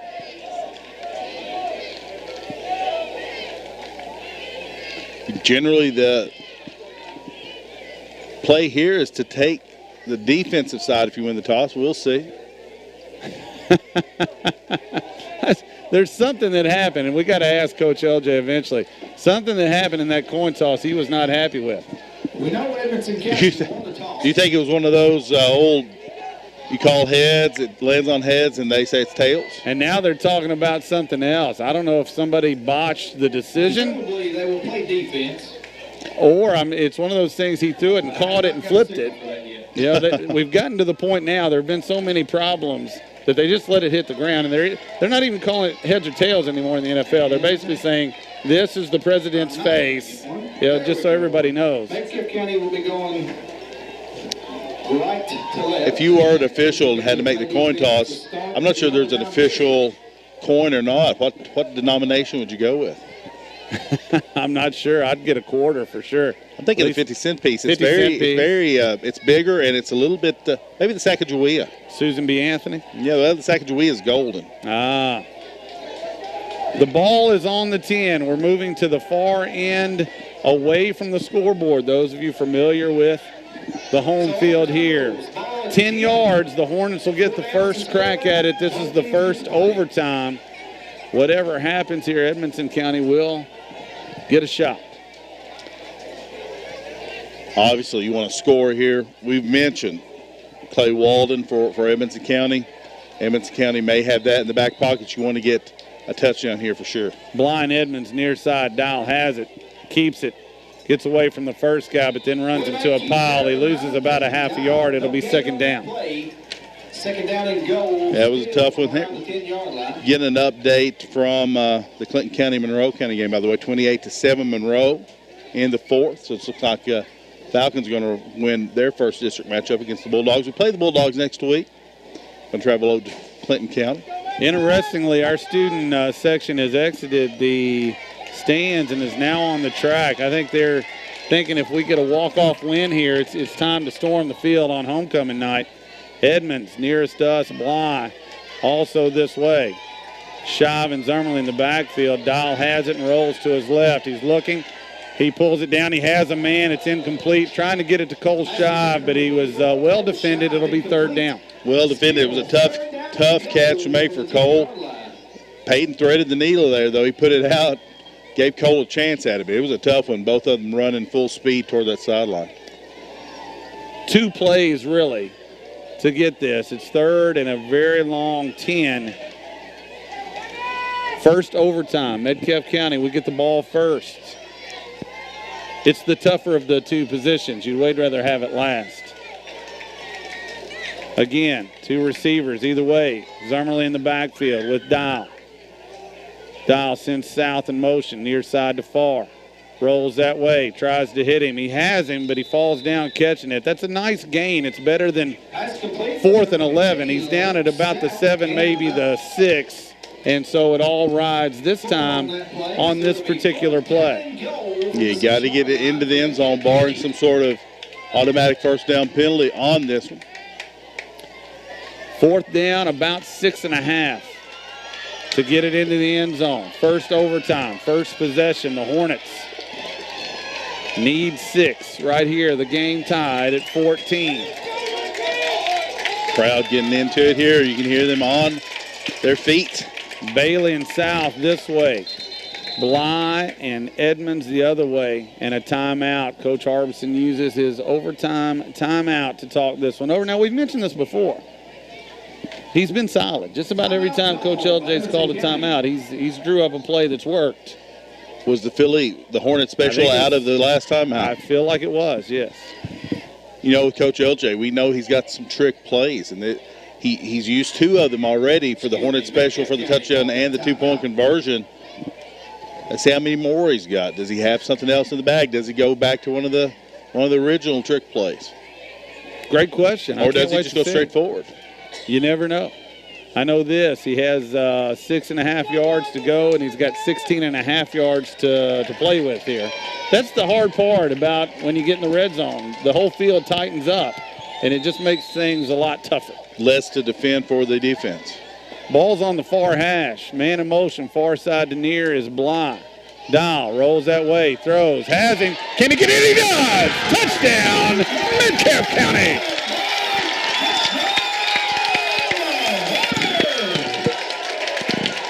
Wyatt Bly is making an effort here, a determined effort, not only to help us win the game, but to maybe be player of the game.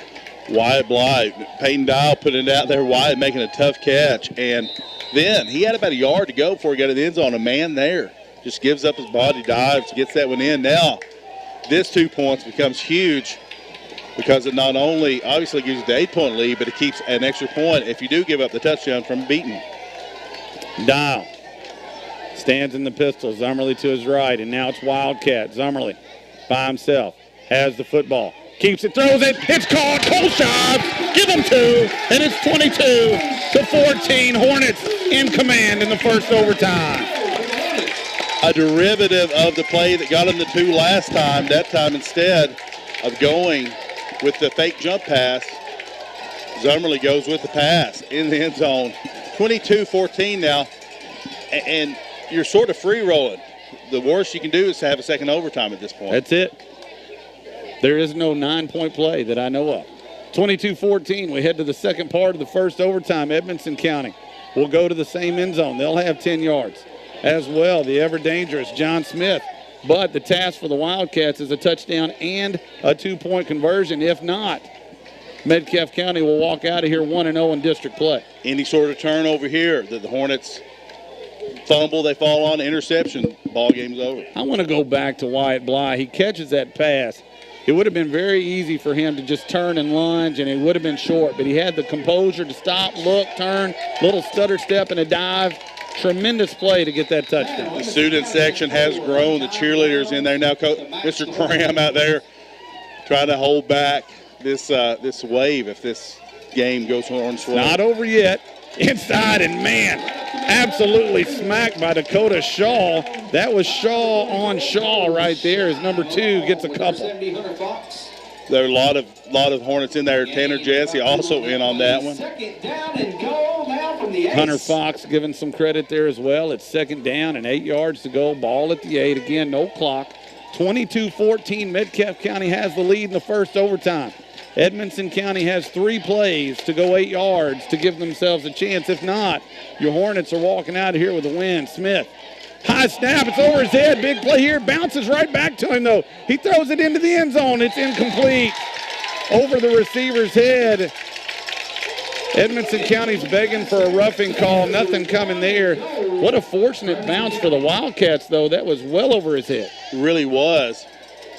Give the Hornet defense credit, though, too. When you see that happen, if you're looking back in the backfield, you automatically think this game's over if we can get it. They stayed with their men. He made a desperation heave, all for naught. And the Hornets now 3rd and 8 holding these Wildcats. Now they have 2 plays to get into the end zone. Is there anything better than Friday night lights, high school football right here in your hometown, Edmonson, Kentucky? What a great crowd. What a just enthusiasm. Great game. 2 receivers either way. Smith rolls to his right, looking to throw. Has a man. It's caught. It's a touchdown. And now it's 22-20, and it comes down to the 2-point conversion. Stocktonian, all or nothing. Right here. It's a all one play. As you said, worst case, we're going to start again. We'll go to a second overtime. If it does go to second overtime, Edmonson County will have the ball first, I do believe. But right now, Edmonson County getting the play in slowly. Coach LJ doing a little fly motion right now. Looks like not a fly, but an airplane motion. 3 receivers to the far side, 1 to the near side. Shaw by Smith in the backfield. 2-point conversion. It all hangs on this. Timeout, Edmonson County. And again, you feel like they wanted to show a formation and then see what the defense looked like. They called their timeout, just like Coach LJ did. And man, you could just hear a pin drop right now. This crowd, anxious, excited. It's a lot of fun. It's amazing how you can get hundreds of people from fever pitch down to almost nothing. The suspense. You can't write this stuff any better if you're writing it for Hollywood.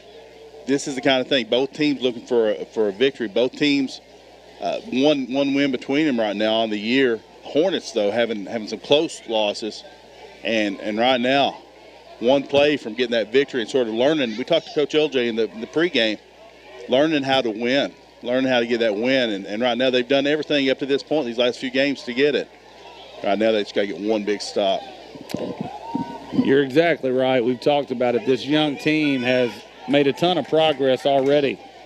And to get this one would be a huge boost because they've made the plays, they've done the right things, they just haven't got the reward. Now they're looking for the reward.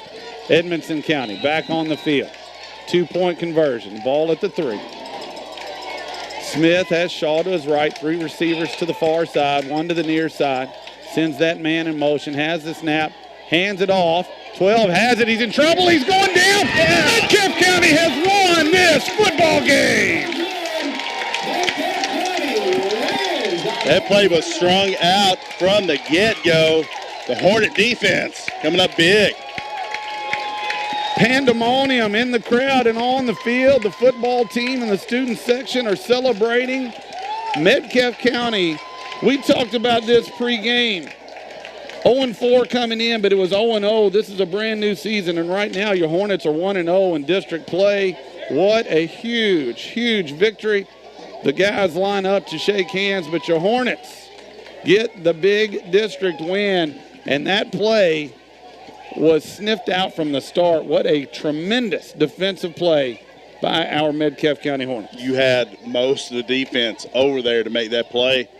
If you're watching on Channel 95, you saw it. If you're listening, I hope we described it accurately. It's been one of those things, it's been an exciting year so far, halfway through, to call these games. And we've always just had that, and the team, too, just that little disappointment at the end. It's nice on this one to have that excitement to come out on top. Pep section cheerleaders out there cheering right now. It's a great scene here on the hill. If we've said it once, we've said it 100 times. The first games were practice. They were to get ready, and we were tested, and we had some disappointment. We had some things we had to do just a little bit better, and tonight we did those things. You're down 14-6, made plays down the stretch and in overtime to earn a big victory over the preseason district favorites, the Edmonson County Wildcats. Yeah, is there anything better than celebrating with your fans, with your pep section, with your cheering section on your home field to get your first win of the year on homecoming? And I'm telling you, you mentioned there's everybody still here. Not only the stands full, on the track, both sides full, cars full. It's just an amazing night for these Hornets to get this big win. Tremendous. Your final score, Metcalfe County in overtime, 22.